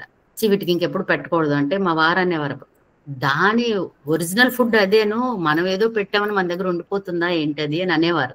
అట్లాగా జంతువులు వాటి నైజాన్నే అవి ప్రదర్శిస్తాయి. మానవుడిగా మనం ఏం చేయాలి అనేది అంటే మనం మన యొక్క జ్ఞానాన్ని వాటిని ఉపయోగించుకుని మన జీవితాన్ని స్థితప్రజ్ఞతగాను మనం ముందుకు వెళ్ళడానికి మనల్ని మనం తయారు చేసుకోవాలి. ఇందులో ముఖ్యంగా ఒక చిన్న విషయం విత్ అంకుల్ పర్మిషన్ తోటి స్వామి చెప్పిన రామాయణం రహస్యాలు అనేవి సాయి భగవాన్ ధర్మ వివరణలు అనే పుస్తకంలోని ఒకటి నాకు బాగా నచ్చిన విషయం నేను ఇప్పుడు కొంచెం ముందు ప్రస్తావిస్తానండి. అంకుల్ విత్ యువర్ పర్మిషన్, ఓకేనా అంకుల్? ఓకే, మేము ఆల్రెడీ సత్సంగా on that subject also booklet మీద చెప్పు. Okay uncle, thank you. So రామాయణము అర్థము రామనామము, దాని గురించి స్వామి చెప్పింది కొంచెం చెప్పి తర్వాత నేను సత్సంగంలోకి వెళ్ళిపోతానండి. రాముడు ఎంత హృదయ నిర్మరులు అనేది వాల్మీకి రామాయణం ద్వారా మన ప్రపంచం అంతటికీ కూడా తెలిసిన విషయమే కదండి. అది భగవంతుడు అనుగ్రహ వరప్రసాదం చేత 100 కోట్ల శ్లోకాలుగా రామాయణాన్ని రచించారండి ఆయన. అందులో దేవతలు, ఋషులు, మానవులు, ముల్లోకవాసులందరూ కూడా ఈ రామాయణ తత్వాన్ని అనుభవించాలని. ఇది చాలా ఇంపార్టెంట్ ఆస్పెక్ట్, ఎవరు ఎక్స్ప్లెయిన్ చేయరు, నేను చాలాసార్లు చెప్పినా. అవునా అంకుల్? ఇది చాలా మంది తెలియదు కూడా, ఇది మంచి పని చేస్తాను. థ్యాంక్ యూ అంకుల్, నాకు ఎందుకో ఇవాళ చెప్పాలనిపించింది. సో ముల్లోకవాసులందరూ కూడా ఈ రామాయణ తత్వం అనుభవించగోరి వాల్మీకిని ప్రార్థించారు. ఈ ముల్లోకవాసులందరూ కూడా ఏంటండి, వాళ్ళ తృప్తి నిమిత్తమై వాల్మీకి తాను రచించిన రామాయణ శ్లోకాలను ముల్లోకాలకు పంచి ఇచ్చారటండి ఈయన. అంటే ఒక్కొక్క లోకానికి 33 కోట్లు 33,33,333 శ్లోకాలను పంచారు ఆయన. మళ్ళీ ఒకసారి చెప్తానండి, 33,33,33,333 శ్లోకాలను పంచారు ఆయన. కానీ ఇన్ని పంచినా కూడా ఇంకా 32 అక్షరాలు కలిగిన ఒక శ్లోకం మాత్రం మిగిలిపోయిందటండి. ఆ శ్లోకం ఏంటంటే మళ్ళీ తిరిగి ఒక్కొక్క లోకానికి 10 అక్షరాలు చొప్పున ఆ శ్లోకం, ఆ మిగిలిపోయిన 32 అక్షరాలు ఒక్కొక్క లోకానికి 10 అక్షరాలు చొప్పున పంచితే 2 అక్షరాలుగా మిగిలేయటండి. ఆ 2 అక్షరాలే ఏంటంటే అవి రామ, కృష్ణ, హరి, హర, యేసు, అల్లా, సాయి అనే భగవన్నామాలు. ఇవండి ఈ నామాలన్నీ దాని ద్వారా మనకు వచ్చాయి. 2 అక్షరాలుగా మిగిలిపోయి అన్నారు కదా, అవి ఇవి రామ, కృష్ణ, హరి, హర, హరిహరులు అంటాం కదా రామకృష్ణులు, యేసు, అల్లా, సాయి భగవాన్. ఈ 2 అక్షరముల నామములను వాల్మీకి సర్వలోకాలకి సమానంగా పంచారటండి. ఆ తర్వాత రామాయణాన్ని 3 విధాలైన పేర్లతో వాల్మీకి ప్రచార బోధన చేశారు. 3 విధాలుగా ఏంటంటే రామాయణం 1 రామాయణం, 2 సీతాచరితం, 3 రావణవధ. రామ అయనం అంటే రామాయణం, రాముడి గురించి తెలుసుకునేదండి. భౌతికంగా రాముడి గురించి తెలుసుకునేది రామాయణం. దీని అంతర్ముఖంగా విచారణ చేస్తే మనం అప్పుడు అది పరమాత్ముడు కథ కింద అవుతుంది. అంటే రాముడు అంటే పరమాత్ముడే కదా, మనం రాముని పరమాత్ముడిగా ధ్యానం చేసుకుంటూ ఆలోచిస్తూ మనం ఆ కథను వినాలి. రెండవది ఏంటంటే రామాయః అయనం ఇతి రామాయణం, రామాయః అయనం ఇతి రామాయణం అంటే సీత చరిత్ర గురించి కూడా తెలుపుతుందిటండి ఈ రామాయణం అనేది. ఒక్క రాముడి గురించే కాదు, సీత గురించి కూడా, సీత చరిత్ర గురించి కూడా తెలిపేది రామాయణం. ఇది బాహ్యమైనటువంటిది, అంటే తెలిసిన విషయం. అంతర్ముఖంగా దీన్ని విచారిస్తే ఇది జీవాత్మ చరిత్ర. అంటే మనం కొంచెం ఇంకా డీప్గా వెళ్తే అది జీవాత్మ చరిత్ర. మూడవది బాహ్యంగా ఉంటే రావణ వధ. అంటే మనకు తెలిసింది ఏంటి, రామాయణంలో రాముడు ఎందుకు ఉద్భవించాడు అంటే అవతరించాడు అంటే రావణాసుని వధించడానికి. అది మనకు చాలా ఈజీగా తెలిసిన విషయం. సో మనం డెప్త్గా వెళ్ళి జీవాత్మ చరిత్రను చూసుకుంటే అప్పుడు బాహ్యంగా రావణ వధ, అంతర్భావంలో అజ్ఞాన నాశనం. అంటే రావణాసురుడు చాలా విద్వత్తున్నవాడు, అయినా కూడా దేనివల్ల నాశనం అయిపోయాడు, అతనిలో అజ్ఞాన అంధకారాలు ప్రవేశించి కామం అనే విషయం వలన తన నాశనానికి తనే కారకుడైపోయాడు. అందుకనే అజ్ఞాన నాశనం. ఏతావాత రామాయణం అనేది పరమాత్మ కథ, సీతా చరితము, జీవాత్మ కథ, రావణ వధ అజ్ఞాన నాశనం. అది అజ్ఞానాన్ని నాశనం చేయడాన్ని రావణ వధ అంటారు. పరమాత్మ జీవాత్మ తత్వాలను చక్కగా గుర్తించినప్పుడే అజ్ఞానం నాశనం అవుతుంది. అది మనం కూడా మనలో కూడా మానవుడు అన్నాక కొంచెం మూర్ఖత్వం, అజ్ఞానము అన్నీ ఉంటాయి మనకిని. వాటిలన్నిటినీ కూడా మనం అధిగమించి ముందుకు వెళ్ళాలి అంటే మనం కూడా ఏం చేయాలి? ఇట్లాంటి సత్సంగాలు, పెద్దలు చెప్పే మాటలు, ఆధ్యాత్మిక విషయాలను, గురువుల యొక్క బోధనను అన్నిటినీ కూడా మనము తెలుసుకుంటూ ముందుకు నడిచినప్పుడే మనలో ఉన్న అజ్ఞాన అంధకారాలు తొలగిపోతాయి గురువు ద్వారా. వాటినప్పుడు మన తాలూకా జీవతత్వాన్ని మనం తెలుసుకోవడానికి చక్కగా ఉపయోగపడుతుంది. అప్పుడు మనలో ఉన్న అజ్ఞానం నాశనం అయిపోతుంది. ప్రతి మానవుడు అజ్ఞానం చేత సత్యాన్ని గుర్తించుకోలేకపోతున్నాడు, పూర్తిగా అమాయకుడుగా జీవిస్తున్నాడని స్వామి చెప్తున్నారు. నిజమే, మనకి అజ్ఞాన అంధకారాల్లో కొట్టుమిట్టుతూ ఉంటేనే స్వామి అవతరించి మనలో అజ్ఞాన అంధకారాలని రూపుమాపాలని చెప్పి స్వామి ప్రేమను పంచడానికి మనం ఎలా సంసిద్ధులు అవ్వాలనే విషయాలు స్వామి చాలా చక్కగా ప్రతి విషయంలోని మనకు చెప్తూ ఉంటారు.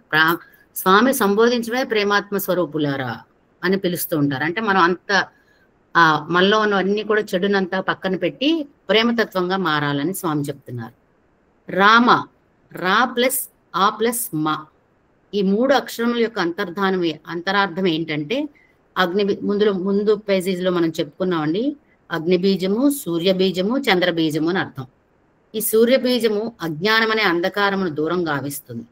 సూర్యకాంతి రాగానే మనకి వెలుగు వస్తుంది. రాత్రి చీకటి కదండి, ఆ చీకటిని పారదోలి వెలుగునొస్తుంది సూర్యుడు రాగానే మనకి. చంద్రబీజం అనేటటువంటిది లోపల ఉన్నటువంటి తాపమును చల్లారుస్తుంది. ఈ పొద్దునంతా వేడెక్కిపోయి ఉంటాం మనం, ఎండకి అమ్మ బాబోయ్ ఎంత ఎండగా ఉంది అని అనుకుంటూ ఉంటాం. అటువంటి ఎండని చల్లబరచడానికి చంద్రుడు. సాయంత్రం అయ్యేటోడికి చల్లబడిపోతుంది, మన తాపం చల్లారుతుంది, మన వేడి చల్లారిపోతుంది, అమ్మయ్య చల్లగా ఉంది అని అనుకుంటాం మనం. ఇక అగ్నిబీజం అనేటటువంటిది పాపమును భస్మం గావిస్తుంది. మనలో ఉన్న పాపాలన్నిటినీ కూడా ఈ అగ్ని అగ్ని ప్రజ్వలించిందంటే అన్ని భస్మం అయిపోతాయి. అంటే అంతటి దీన్ని మనం సంపాదించుకుంటే మనలో ఉన్న కూడా ఈ అజ్ఞాన అంధకారాలన్నీ కూడా భస్మీపట్లం అయిపోతాయి ఇవన్నీ తెలుసుకుంటే. అందుకే మానవుడు అజ్ఞానం దూరం గావించటం, అజ్ఞాన అంధకారమును వేరు చేయటము, హృదయం చల్లపరుచుకోవడం అనేది కావాలట మనకి అని స్వామి చెప్తున్నారు. వీటితోనే అసతోమ సద్గమయ, తమసోమ జ్యోతిర్గమయ, మృత్యోర్మ అమృతంగమయ అంటారు. తాపము, పాపము, శాపము ఈ మూడింటిని చల్లార్చేది రామాయణం అండి. అది అసలు ఫైనల్ గా కంక్లూడింగ్ ఏంటి స్వామి చెప్పింది? తాపము, పాపము, శాపము ఈ మూడింటిని చల్లార్చి ఈ మూడింటిని దూరం చేసేది ఏంటి? రామాయణం. అంటే అందుకనే పూర్వకాలం ఏమనేవారు? రామాయణ భారత భాగవతాలని ప్రతి ఇంట్లోని గ్రంథాలు ఉండాలని, పెద్దలందరూ పిల్లలకి వాటిని గురించి చెప్తే, ఏదో కాస్తో మన పెద్దవాళ్ళందరూ మనకు చెప్పబట్టే ఈ రోజు మనం ఇంత చక్కగా ఉండగలుగుతున్నాం. కాస్తైనా మనం అవి అవగాహన చేసుకుని, అందుకనే రామాయణాన్ని ప్రతి వ్యక్తి కూడా చదువుకోవాలి అని చెప్పి స్వామి చాలా చక్కగా రామాయణంలోని రహస్యాల్ని చాలా చక్కగా విపులంగా చెప్పారండి. ఓం శ్రీ సాయిరాం. ఇందాక ఆంటీ చెప్తూ కొన్ని విషయాలు చెప్పినప్పుడు ఆంటీ చెప్పారు కదండి, లక్ష్మణుడు రాముడిని వదిలి ఉండలేడు అనే విషయానికి వాళ్ళిద్దరు పాయసాలని తీసుకొని జన్మించడం వలన వాళ్ళిద్దరు అట్లా ఉన్నారు అనేది. అది కరెక్టే. ఎందుకంటే నీళ్ళలో ఉన్న చేప నీళ్ళల్లో ఉంటేనే ఆనందంగా ఉంటుంది, అంతేగాని దాన్ని బయట పెట్టామనుకోండి దాని తాలూకా దీన్ని కోల్పోతుంది. అట్లా ఎవరి స్వస్థానం ఎక్కడున్నది అనేది తెలుసుకుంటే వాళ్ళ జీవితం కూడా ఎప్పుడూ సుఖమయంగా ఉంటుంది. అలాగే వజ్రం యొక్క విలువ కూడా అలాగే ఉంటుందండి. వజ్రాన్ని ఎలాగ దాని యొక్క గొప్ప తెలుస్తుంది? దాన్ని ఆభరణంగా ధరించినప్పుడు మనము అదేదో ఉంగరంగానో లేకపోతే ఒక హారంగానో వజ్రాన్ని ధరించి మనం పెట్టుకున్నప్పుడు దాని విలువ తెలుస్తుంది. అంతేగాని ఆ వజ్రాన్ని తీసుకెళ్ళి ఒక బంగారు గిన్నెలో పెట్టి ఏ బీరోలో పెట్టామనుకోండి, దానివన్నీ ఏమవుతుంది? దాని గురించి ఏమీ తెలియదు మనకి. అలా పెట్టుకున్నామని సంతృప్తి పడడం తప్పితే. అలాగా దానికి ఎవరిదైనా ఏంటంటే మనం వాళ్ళ జన్మ స్థానం ఏంటి అనేది తెలుసుకోవాలి. అంటే పరమాత్మను చేరే వరకు మనం ఏమిటి అనేది తెలుసుకుంటూ మన జీవాత్మతోటి మనం అంతరంగంగా కూడా మనం పరితపిస్తూ ఉండాలి. పరమాత్మ గురించి పరితపిస్తూ ఉన్నప్పుడు మనం వాటి యొక్క విషయాలను తెలుసుకోగలుగుతాం. అట్లాగే సుమిత్ర కూడా ఈ కైకేయి కౌశల్య దగ్గరికి వెళ్ళి చెప్తుందట ఆవిడ, అక్క మా ఇద్దరు పిల్లలు మీ ఇద్దరు యొక్క వరప్రసాదాలేను, మీరు ఇచ్చిన ప్రసాదం వల్ల పుట్టిన వాళ్ళేను నా కుమారులు ఇద్దరు కూడాను. వాళ్ళని ఎల్లప్పుడూ కూడా రాముడి యొక్క సేవ కోసమే నేను వాళ్ళని సంసిద్ధంగా చేస్తాను, వాళ్ళని అర్పితం చేసేస్తాను అంటుందట. ఆ సేవ నిమిత్తమే వీళ్ళిద్దరూ నా గర్భంలో పుట్టారు, నేనెంతో ధన్యురాలని, ఇలాంటి సేవా తత్పరతలను లోకానికి అందించడమే నా అదృష్టం అని చెప్పి ఆవిడ చెప్తుందటండి. అంటే సేవ అనేది ఎలాగ ఉండాలి అనేది వీళ్ళ ద్వారా మనం తెలుసుకోవాలని రామాయణ రహస్యంలో స్వామి చెప్పిన విషయాలండి ఇవి. అసలు ఎంత చక్కగా స్వామి మనకి వివరిస్తున్నారో, చాలా చక్కగా. ఇప్పుడు 102వ పేజీలోని 2వ పేరాలో ఇప్పుడు మొదలు పెడదామండి. లక్ష్మణుడు 2 ఆజ్ఞలను మీరాడట. ఎప్పుడు రామాజ్ఞ మీరాడు లక్ష్మణుడు, కానీ పరిస్థితుల ప్రభావం బట్టి, అంటే అట్లా జరగకపోతే రామాయణం అనేది జరగదు కదండి, ప్రతిదీ ఇంటర్ రిలేటెడ్ మనకి. అందుకోసమని లక్ష్మణుడు ఎందుకు ఆజ్ఞ మీరాడు అనేది చెప్తున్నారు. 1, రాముడు బంగారు జింకను తరుముకొని పోతూ, లక్ష్మణ నీవు సీతను ఒంటరిగా వదిలి రావలదు అని ఆజ్ఞాపించిపోయినను, తాను సీతను వదిలి వెళ్లిన సమయమున అప్పుడైనను అతడు రామాజ్ఞను ఎందుకు మీరవలసి వచ్చింది అంటే, హా సీత, హా లక్ష్మణ అన్న మారుచిన కేకలు విని సీత, లక్ష్మణ మీ అన్నకేదో ఆపద కలిగినట్లున్నది, నీవు పరిగెత్తి వెళ్ళి ఆయనకు సహాయపడు అన్నది. లక్ష్మణుడు, మా అన్నకెట్టి ఆపద కలగదు కూడా. ఆ మహావీరునికి ఎట్టి సమయము గాని ఇతరులు సహాయం అవసరం ఉండదు కనుక నేను వెళ్ళనవసరం లేదు అన్నాడు. అప్పుడు సీత అనేక కఠినోక్తులు ఆడినది. అంతటితో ఊరుకొండక, నీవు వెళ్ళకపోతే నేను ఆత్మహత్య చేసుకుంటాను, అగ్నిలో పడి ప్రాణత్యాగం చేస్తాను అంటూ అఘాయిత్యం చేసింది. లక్ష్మణుడు ఆమె ఆడిన కర్ణకఠోర వాక్యములను వినజాలక తాను వెళ్లకుండినా ఆమె తన ప్రాణములకు ఏమి ముప్పు తెచ్చుకొనునో అని శంకించి భయపడి హృదయంలో ఆమెకు క్షేమముగా కోరుతూ వెళ్ళిపోయినాడు. ఆమె క్షేమమును కోరుతూ వెళ్ళిపోయినాడు.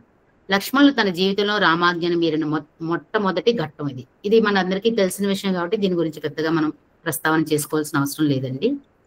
2వది, రాముని ఆజ్ఞ ఎట్టిదైనను తనకిష్టం కానిదైనను ఆ ఆజ్ఞను పాలింపవలసిందే కాని మీరరాలదన్న దృఢ నిశ్చయం కలవాడు లక్ష్మణుడు. అది తనకి నచ్చినా నచ్చకపోయినా ఏదైనా కూడా చెప్పాడు, రామన్న చెప్పాడు అంటే అది తను తప్పనిసరిగా అది చేసి తీరాలి అనే దృఢ నిశ్చయం కలవాడు లక్ష్మణుడు. ఇందుకు ఉదాహరణ, రాముడు నిండు గర్భవతి అయిన సీతను తీసుకొని కారోడులో విడిచిపెట్టి రమ్మని లక్ష్మణుని ఆజ్ఞాపించాడు. అతడు ఆ పనిని తనకిష్టం లేకపోయినను అన్న ఆజ్ఞను మీరినట్లు అవుతుంది అని మారు మాట్లాడక ఆమెను అడవిలో విడిచిపెట్టి వచ్చినాడు. ఈ విషయం కూడా మనందరికీ తెలుసు కదండి. తాను రామాజ్ఞ ప్రకారం నడుచుకున్నట్లు భావించుకున్నాడు. ఇటువంటిదే ఇంకొక సన్నివేశం. సీతను లంక నుండి తీసుకుని వచ్చినప్పుడు రాముడు సీతను అగ్ని పరీక్ష చేయదలిచి, లక్ష్మణ కర్రలు పేర్చి నిప్పంటించు అన్నాడు.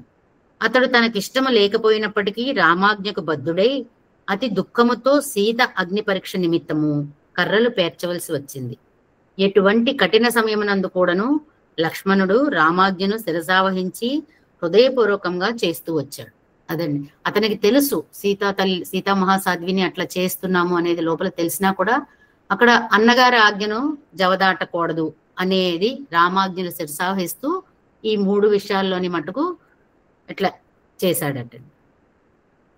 రాముడు మరి యొక్క పర్యాయము రామాజ్ఞను మీరవలసి వచ్చింది. రామావతారం సమాప్తికి ముందుగా ఒకనాడు కాలపురుషుడు అనగా రుద్రుడు రాముని కడకు వచ్చి, రామా నీతో ఏకాంతముగా మాట్లాడవలసి ఉన్నది, మన మాటలు ఎవరునూ వినకూడదు, మనల్ని ఎవరూ చూడకూడదు, నేనిక్కడ ఉన్నంత వరకు ఇతరులెవరూ ఇక్కడికి రాకుండానట్లు గట్టి ఏర్పాటు చేయవలసిందని కోరాడు.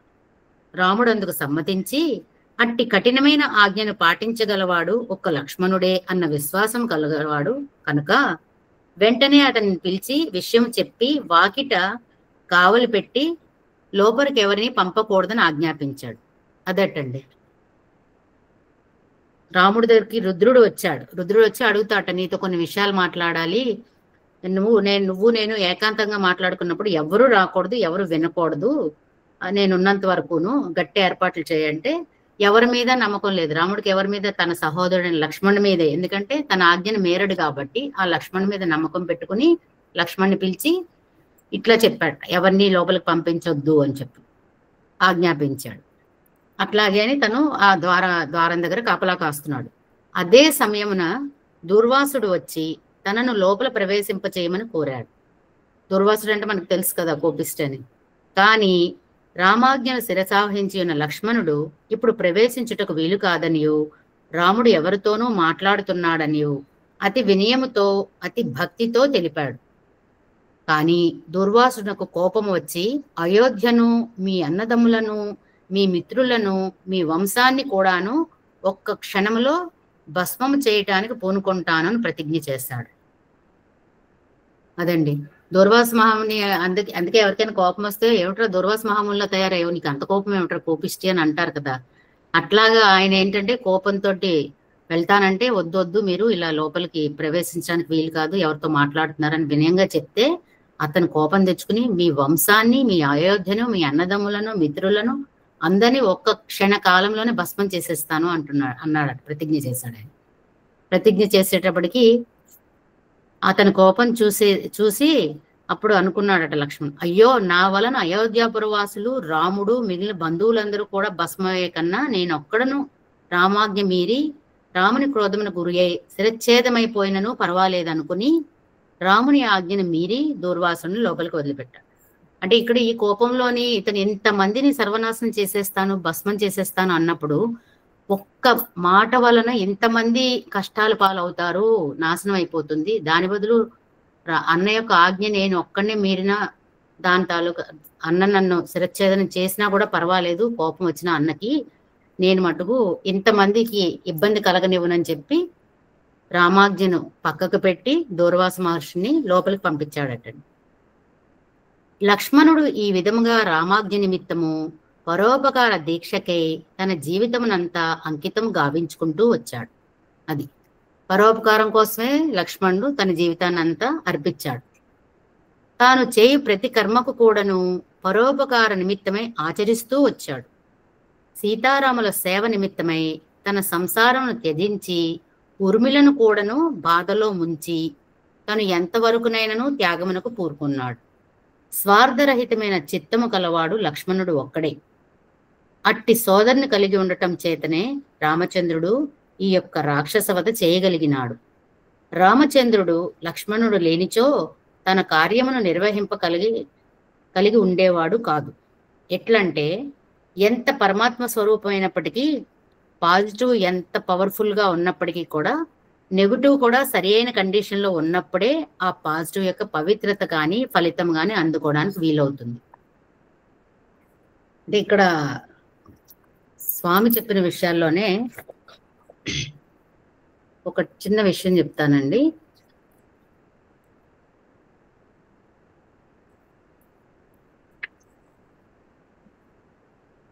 తను పరోపకారం కోసం ఎల్లప్పుడూ చేశాడు, రామాజ్ఞ మేరకుండా ఉన్నాడు అని మనకు చెప్పినప్పుడు ఈ రామాయణంలో రహస్యాల్లో స్వామి ఒక విషయం చెప్పారండి, లక్ష్మణ్ యొక్క గొప్పతనాన్ని. రాముడి ఇచ్చే తనే ఇచ్చట. రాముడికి ఏ కోరుకుందో తను అదే కోరిక ఉంటాడు. అంటే చిత్రకూట పర్వతం చేరుకున్నప్పుడు ఏంటంటే లక్ష్మణుడికి చెప్తాడు రాముడు, పర్ణశాలలు నిర్మించిన ఆయన అని చెప్తే అప్పుడు లక్ష్మణుడు అంటాట, నీకు ఎక్కడ ఇష్టమో అక్కడ నిర్మించు అనేసి రాముడు అంటే ఆ మాటలు విని రాముడితో అంటాట, నాకు ఇష్టం వేరు అనేది లేదు అన్నయ్య, నీ ఇష్టమే నా ఇష్టము, నీకు ఇష్టమైన చోటే నేను పర్ణశాల నిర్మిస్తాను అంటాట. అంటేను కాదు నీకు నచ్చినట్టుగా చేయంటే అప్పుడు అంత చిన్న మాట కూడా లక్ష్మణుడు బాధపడిపోతాడటండి. నేనేం తప్పు చేశాను అన్నయ్య అని చెప్పి తల పట్టుకుని కూర్చుంటాట. నీకు ఇష్టమైన చోట నిర్మిస్తాను అన్నందుకుట రాముడు అంటాట, నాకు ఇష్టం వేరు నీకు ఇష్టం వేరా అంటావా అని. అలా తల పట్టుకుని కూర్చుంటే సీతాదేవి వచ్చి ఆశ్చర్యపోయి అంటుందటండి, లక్ష్మణ మీ అన్నగారు ఏమి నిన్ను తిట్టలేదు కొట్టలేదు కదా, ఎందుకు అంతగా వెలిపించి బాధపడిపోతున్నావు నువ్వు అని అంటే, తల్లి రాముడు నన్ను తిట్టినా కొట్టినా కూడా సంతోషమే, కానీ రాముడు నీ ఇష్టము అన్నాడు, నీ ఇష్టము అన్న ఆ మాటకి అంత బాధపడిపోయాడంట. అంటే తను ఏమనుకున్నాడు, రాముడు వేరు అని అనుకోలేదు, తను రాముడు ఒక్కడే అనే విషయాన్ని ఇక్కడ ఎంత చక్కగా, అంటే అన్నదమ్ములు అనేవాళ్ళు ఎట్లా ఉండాలి అనేది స్వామి ఎంత చక్కగా ధర్మ వివరణలోని ఈ రామాయణంలో రహస్యాలలోని ఎంత చక్కగా వివరించారో చూడండి. అంటే అన్నదమ్ములు అనేవాళ్ళు ఎట్లా ఉండాలి అనేది రామలక్ష్మణులను చూసి, జనరల్ గా కూడా అట్లా అంత అతి ప్రేమగా అన్యోన్యంగా ఉన్న వాళ్ళని చూసి అబ్బా రామలక్ష్మణులా ఉన్నారా అని మనందరం అనుకుంటాం కదా. అట్లా అది అంత బాధపడిపోయాడట. కొట్టినా తిట్టినా అయినా నాకు బాధ లేదు, కానీ నీ ఇష్టం అన్నాడు అన్నయ్య, నాకంటూ వేరే ఇష్టం ఏమైనా ఉంటుందా? ఏ మాత్రం ఎడబాటుని కూడా నేను సహించలేను. ఇంత చిన్న మాటలో కూడా ఆ మాటను కూడా ఎడబాటు సహించలేకపోయాడండి లక్ష్మణుడు. అంటే ఏంటి, ఎట్లా ఉన్నది అంటే మనం కూడా ఎలా ఉండాలి, దైవానికి ఒక్క క్షణం కూడా దూరం కాకూడదు. అంటే సర్వకాల సర్వావస్థలందు కూడా ఏదో ఒక నామస్మరణ చేస్తూ ఉండాలి. అంటే దైవానికి దగ్గరగా ఉన్నాం అనే భావన ఉండాలి. ఇప్పుడు లక్ష్మణుడు ఎలాగ రాముడితో ఉన్నాను అన్న ఫీలింగ్ లో ఉన్నాడో అంత ఫీలింగ్ లో మనం ఉంటే మన సంకల్పాలు కూడా చక్కగా నెరవేరుతాయటండి. మనకి దైవభావం చక్కగా అబ్బి మనం దైవ సంకల్పం మనకి సంకల్పం తోడుగా ఉంటూ నిరంతరం ఏకంగా ఉండేటట్టుగా ఉండి మనం కూడా భగవంతుడి సన్నిధానానికి దగ్గరగా ఉంటామని చెప్పి స్వామి ధర్మ వివరణలోని చెప్పారండి. రామాయణంలో రహస్యాల్లోని ఇక్కడ అది చెప్పాలనిపించి చెప్పానండి. లక్ష్మణ ఇంద్రజిత్తుల ఘోర యుద్ధములు జరిగిన 3 దినములు రాముల మనసులో మహా ఆందోళన పొందింది. ఇంద్రజిత్తు పడిపోయి తర్వాత రాములు లక్ష్మణుని చెంతకు వచ్చి ఆలింగనం చేసుకొని, లక్ష్మణ, ఈనాడే నేను సీతను చూచినంత ఆనందం అనుభవించాను అన్నాడు. రామరావణ యుద్ధమునందు ఇంద్రజిత్తు లక్ష్మణుల యుద్ధము ప్రధాన ఘట్టం. రావణుడైనను సులభంగా వధించవచ్చును, కానీ ఇంద్రజిత్తును వధించడం చాలా కష్టం. కనుక అట్టి కఠినమైనటువంటి చర్యకు లక్ష్మణుడు పూనుకొని దానిని పూర్తి కావించినాటనేటటువంటి ఆనందం చేత, అంటే ఆ లక్ష్మణుడు ఆ కార్యాన్ని పూర్తి కావించాడనే ఆనందంతో రాముడు తన సోదరుని చూచి చాలా ఆనందపడుతూ వచ్చాడు. లక్ష్మణుడు వంటి సోదరుడు చిక్కటము మహా కష్టమని వర్ణిస్తూ వచ్చాడు విభీషణుడి దగ్గర. నేను ఈ మహా కార్యం అంతయు కూడాను లక్ష్మణి సహాయంతో చేయగలిగితిని, కానీ లక్ష్మణుడే లేకుండినా నేను ఈ కార్యమును సాధింపగలిగేవాడను కానని తాను సుగ్రీవాదుల దగ్గర కూడా చెప్తూ వచ్చాడు. రామచంద్రుడు అంతటి వాడే తన సోదరుడైన లక్ష్మణుడు లేకపోతే నేను ఏ కార్యక్రమం చేయలేను, తన సోదరుడు లక్ష్మణుడు ఉండబట్టే ఈ కార్యాలన్నీ సాధింపగలుగుతున్నాను అని చెప్పగలిగాడట. అంటే ఆయన దగ్గర నుంచి చూసి ఎంత నేర్చుకోవాలో మనం. భగవత్ స్వరూపం, సాక్షాత్ భగవంతుడు శ్రీరామచంద్రుడు, ఆయనే అలా అన్నాడంటే మానవ నిమిత్తమైన మనం ఎట్లా ఉండాలి అనేది రామాయణం ప్రతి అక్షరం ప్రతి లైన్ కూడా మన జీవితాన్ని చక్కగా ప్రస్ఫుటిస్తోందండి. చక్కగాను లక్ష్మణుడు అంటే అంత అవ్యాజమైన ప్రేమ ఉన్నవాడు రాముడు. ఈనాడు సోదరతత్వం అనగా ఎట్టిది, ఏ విధమైన ఆదర్శ జీవితాన్ని అందుకోవాలి అనే విషయాలను తెలుసుకుంటకు మనము లక్ష్మణి యొక్క జీవితాన్ని కొంతవరకు స్మరించుట అత్యవసరం. నేటి కాలమునందు కొందరు అన్నదములందు అనేక రకములైనటువంటి భేదాభిప్రాయములు, భిన్నాభిప్రాయములు, విరోధ భావములు అభివృద్ధి గావించుకునే సన్నివేశాలు ఎన్నో కలుగుతున్నాయి. ఒకరిని చూచి ఒకరు ఓర్వలేక అనేకులు అనేక రకములుగా ప్రాణాపాయమునకు కూడా గురి అవుతున్నారు. అదండి ఇప్పుడు ఈ రామాయణం వల్ల మన అన్నదమ్ములు అభిమానము, ప్రేమ, సోదరభావం ఎట్లా ఉండాలనేది మన అందరికీ తెలుస్తోంది. కానీ ఇంకా ప్రజెంట్ జనరేషన్ లో కొంతమంది అన్నదమ్ములు వాళ్ళ యొక్క అన్నయ్య కూడా రాముడి తత్వం ఉన్నా, ఒకవేళ మంచి స్వభావం ఉన్నా తమ్ముడిలో కూడా లక్ష్మణ తత్వం ఉంటే అది సోదర భావానికి చాలా చక్కగా ఉదాహరణ అవుతుంది. కానీ తమ్ముడు బుర్రలో వేరే ఆలోచన ఉండి అన్నని కూడా హతమార్చాలి అనేటటువంటి వాళ్ళు కూడా ఈ కలియుగంలో ఉన్నారు, చూస్తున్నాం మనం. అది ఓర్వలేరు, ఒకరు బాగా ఉంటే ఓర్వలేనితనం. అట్లా ఉండకుండా రామలక్ష్మణులా కలిసిమెలిసి ఉంటే ఈ అనర్థాలు, అరాచకాలు అవి ఏమీ జరగవండి. సోదర భావంతో ఉంటే చక్కగా అందరూ కూడా వసుదైక కుటుంబంగా ఉన్నట్టుగా అవుతుంది అని చెప్పి స్వామి చాలా చక్కగా చెప్తున్నారండి. ఇంకా గుణశీలములు విచారించినప్పుడు లక్ష్మణునికి ఉన్నటువంటి శీలము, పవిత్రత, ఘనత ఇట్టిది అట్టిది అని చెప్పుటకు కూడాను వీలు కానటువంటిది. 13 సంవత్సరాలు నిరంతరము సీతారాములకు పాదసేవ చేసిన లక్ష్మణుడు సీత యొక్క ముఖము ఎట్లున్నది అని ఏనాడు కూడాను చూచినటువంటి వాడు కాదు. దీనికి ఒక దృష్టాంతం. రావణుడు సీతను కొనిపోయే సమయమున ఆమె తన భూషణములన్నీ తీసి ఉత్తరీయమున మూట కట్టి క్రిందకి జార విడిచినది. ఆ మూట ఋష్యమూక పర్వతము మీద పడ్డది. ఆ పర్వతము మీద ఉన్న సుగ్రీవాదులు ఆ మూటను చూచి తీసి జాచిపెట్టినారు. రామలక్ష్మణులతో మైత్రి కుదిరిన తర్వాత దాచి ఉంచిన ఆ మూటను రాముని దగ్గరకు తెచ్చి విప్పి చూపించాడు ఈ సుగ్రీవుడు. లక్ష్మణ, మీ వదిన గారి నగలేమైనా ఉన్నాయా? ఇందులో చూడు అని చెప్పాడు రాముడు. లక్ష్మణుడు అన్ని నగలు చూచి, ఇవి ఎవరి నగలో నాకు తెలియదు, ఈ అందెలు మాత్రము మా సీతమ్మవే అన్నాడు. అది మాత్రం నీకంత రూఢిగా ఎట్లు తెలియను అని రాముడు ప్రశ్నించాడు. లక్ష్మణుడు, నేను ప్రతి ఉదయము సాయంకాలము సీతమ్మవారికి నమస్కారం చేసే సమయమునందు అందెలు నా కంటి అందు పడేటటువంటివి అని సమాధానం చెప్పాడు. వదినను మాతృమూర్తిగా భావించి పాదసేవలు చేసేటటువంటి లక్ష్మణుడు పాదములు తప్ప మొగమును దర్శించేటటువంటి వాడు కాదు. పరస్త్రీలను ఎవరైనానో బజారునందు వస్తున్నారనగా తల వంచుకుని నడిచేటటువంటి వాడు లక్ష్మణుడు. అలాంటి సత్శీలవంతుడు లక్ష్మణుడు. ఈనాటి మన యువకుల యొక్క చిత్తములు, వారి దృష్టులు కిందకు వంచినా కూడాను వంగవు. ఈ దృష్టి దోషం చేత మనోదోషం కూడా ఏర్పడుతూ వస్తూ ఉంటుంది. కనుక దృష్టిని మనం అదుపులో పెట్టుకోవడం ప్రధానమైనటువంటి యొక్క సాధన. ఇట్టి పవిత్రమైనటువంటి చిత్తము కలిగిన లక్ష్మణుణ్ణి ప్రతి యువకుడును కూడా ఆదర్శంగా గ్రహించి అతని మార్గమును అనుసరించినప్పుడు ఎంతైనా పవిత్రమైనటువంటి మార్గాన్ని, పవిత్రమైనటువంటి జీవితాన్ని అందుకోవటంలో ఎలాంటి అభ్యంతరము ఉండదు.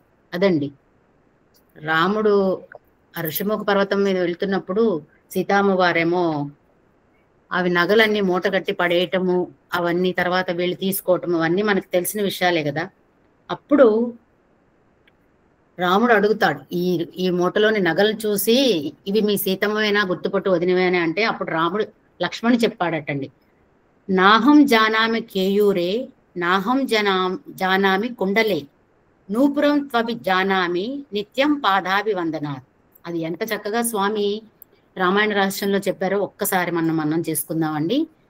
ఈ కంకణాలు కుండనాలు ఎవరివో నాకు తెలియదు, సీతమ్మవో కావో నేను ఎప్పుడు చూడలేదు, కాలి అందరి మట్టుకు సీతమ్మవే అని లక్ష్మణుడు చెప్పాడు. చెప్తే అప్పుడు రాముడు అడిగాడు కదా, నీకెలా తెలుసు అంటే, ప్రతినిత్యం ఉదయం లేవగానే తల్లి సీతమ్మ తల్లికి పాదావందనం చేయటం వల్ల ఆ అందెలు నేను చూశాను అని చెప్పాడు.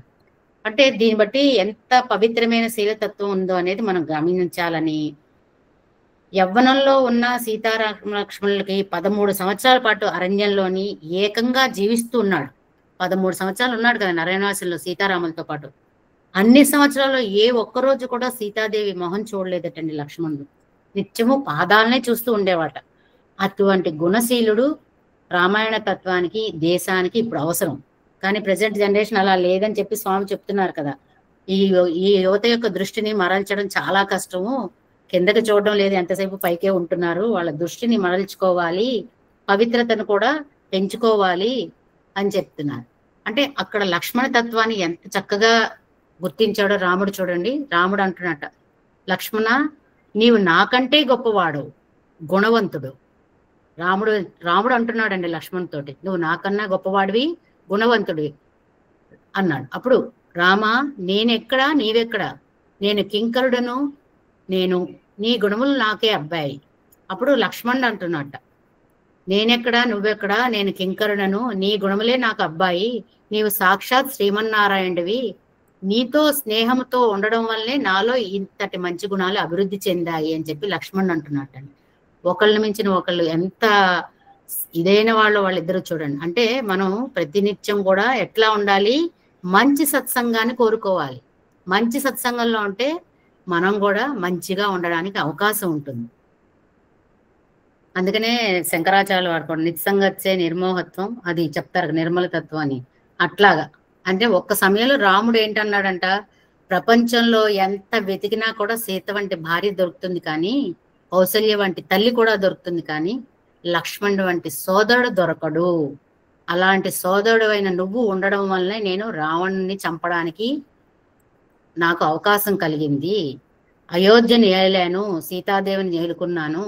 ఈ శక్తి అంతా నాది కాదు లక్ష్మణ, నీ యొక్క భక్తి ప్రపత్తులే దీనికి తోడు అని చెప్పి రామచంద్రుడు అన్నాడటండి. అని స్వామి మనకి రామాయణంలో రహస్యాలు ధర్మవీరణలోని చాలా చాలా చక్కగా స్వామి మనకి వివరించారండి. ఈ చాప్టర్ కంప్లీట్ చేయాలి, నువ్వు ముందుకు తీసుకెళ్ళు. ఓకే ఓకే అండి, అయిపోయింది. లక్ష్మణుని హృదయ పవిత్రతకు దృష్టాంతంగా చెప్పవలసిన మరి ఒక సందర్భం కూడా ఉంది.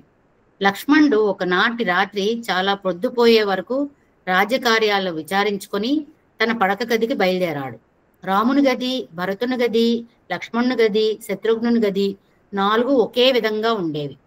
లక్ష్మణుడు ఎక్కువసేపు ప్రసంగించడం చేత అలసిపోయి చిత్తము చికాకై ఉండడం చేత, గదులన్నీ ఒకే విధంగా ఉండడం చేతను, రాత్రి వేళ అవటం చేతను సరిగ్గా గమనించక తన గదియే అన్న భావంతో తటాలున రాముని గదిలో అడుగు పెట్టినాడు. అక్కడ సీతను చూచి జంకి జరిగిన పొరపాటు తెలుసుకొని చాలా బాధపడ్డాడు. ఎంత పాపం చేసి తిని, అన్నగారి గదిలో అడుగుపెట్టి తినే అని పరితాపపడి వెంటనే వశిష్ఠుల వారి కడకు పోయి జరిగిన ప్రమాదమును చెప్పి దీనికేమి ప్రాయశ్చిత్తమో తెలుపుడని బహువిధములుగా ప్రార్థించాడు. ఒంటరిగా వదిన పరుండిన గదిలో ప్రవేశించడం మహాపాపమని తలచిన మహాపవిత్రాత్ముడు లక్ష్మణుడు. ఇలాంటి ఆదర్శములు ఈ కలియుగం లోపల ఎక్కడైనా మచ్చుకైనా కనిపించటం లేదు. అన్నగారు ఎక్కడికైనా క్యాంపు వెళితే వదిన గారిని సినిమాకు తీసుకుని వెళ్ళేటటువంటి మరుదులు ఉన్నారు ఈనాడు. ఇలాంటిది ఎంత పాపమని భావించునో లక్ష్మణుడు మీరు ఊహించుకోవచ్చు. ఈ విధమైనటువంటి పవిత్రమైన మార్గమును అవలంబించి లోకమునకు ఆదర్శవంతమైన జీవితాన్ని అందించినటువంటి మహాపురుషుడు లక్ష్మణుడు. నిజముగా అతను దైవాంశ సంభూతుడైనప్పటికీ అతనిలో ఉన్నటువంటిది దివ్య శక్తి ఒక్క రామునితో కూడినప్పుడు మాత్రమే ప్రకటితమవుతూ ఉండేది. సామాన్యమైన సమయములందు అతడు సామాన్య మానవుని కంటే కూడాను కొంత బలహీనుడిగా ఉండేటటువంటి వాడు. ఎక్కడ దివ్యశక్తి ఉంటుందో అక్కడనే దివ్యశక్తికి సన్నిహిత సంబంధం ఏర్పడుతుంది. ఇటువంటి దివ్యశక్తి ఎంత కాలం ఉండినప్పటికీ, ఎటువంటి స్థానమునందు ఉండినప్పటికీ ఆరిపోవుటకు వీలు కాదు. దీనికి ఒక చిన్న ఉదాహరణ, చెకుముకురాయి అని ఉంటుంది, దానిలో అగ్ని ఉంటుంది. అది ఎన్ని సంవత్సరములు నీటిలో ఉండినప్పటికీ తిరిగి అలాంటి రాయితో చేరినప్పుడు అందులో ఉన్నటువంటి అగ్ని ప్రచురితం అవుతుంది. లక్ష్మణుని యందు ఉన్న దివ్యమైన ఆత్మశక్తి, హనుమంతు యందు ఉన్నటువంటి ఆత్మశక్తి రెండూ అటువంటివే. దివ్యశక్తితో సంబంధం కలిగినప్పుడు అవి ప్రకటితమవుతూ ఉంటాయి. ఇంద్రజిత్తు లక్ష్మణుడు యుద్ధం చేస్తున్నప్పుడు సమయంలో లక్ష్మణుడు మూర్ఛరిల్లాడు. మూర్ఛరిల్లిన లక్ష్మణుని లంకకు తీసుకొని పోవుటకు ఇంద్రజిత్తు అనేక రకములుగా బలప్రయోగం పెట్టి ఎన్నో ప్రయత్నాలు చేశాడు. కానీ ఇంద్రజిత్తు అంత బలవంతుడైనప్పటికీ లక్ష్మణుని కదిలించలేకపోయాడు.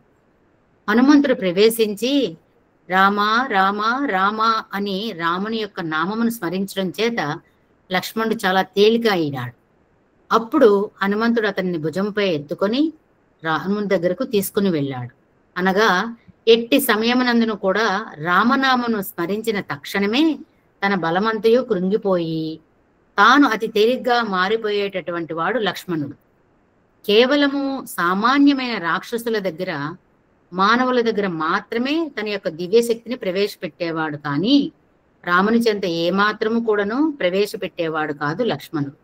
ఇట్టి సద్గుణములతో కూడినటువంటి వాడు లక్ష్మణుడు. దివ్యాత్మ స్వరూపులైన విద్యార్థులారా, ఈ 8 దినములు కూడాను రాముని యొక్క గుణగణములను మనం అనేక రకములుగా తెలుసుకున్నాము. అతనిని ఆదర్శవంతమైన జీవితాన్ని కూడా కొంతవరకు తెలుసుకున్నాము. ఈ రామాయణంలో ఉన్నటువంటి ప్రతి వ్యక్తి యొక్క ఆదర్శ గుణములను మనం తెలుసుకున్నప్పుడే మన జీవితము అనేక రకములుగా సుఖశాంతులు అందుకోగలదు అనేసి స్వామి చాలా చక్కగా మనకి లక్ష్మణుడి యొక్క క్యారెక్టర్ గురించి అండి ఎంత చక్కగా చెప్పారు అంటే మనకి అంత చక్కగా చెప్పారు.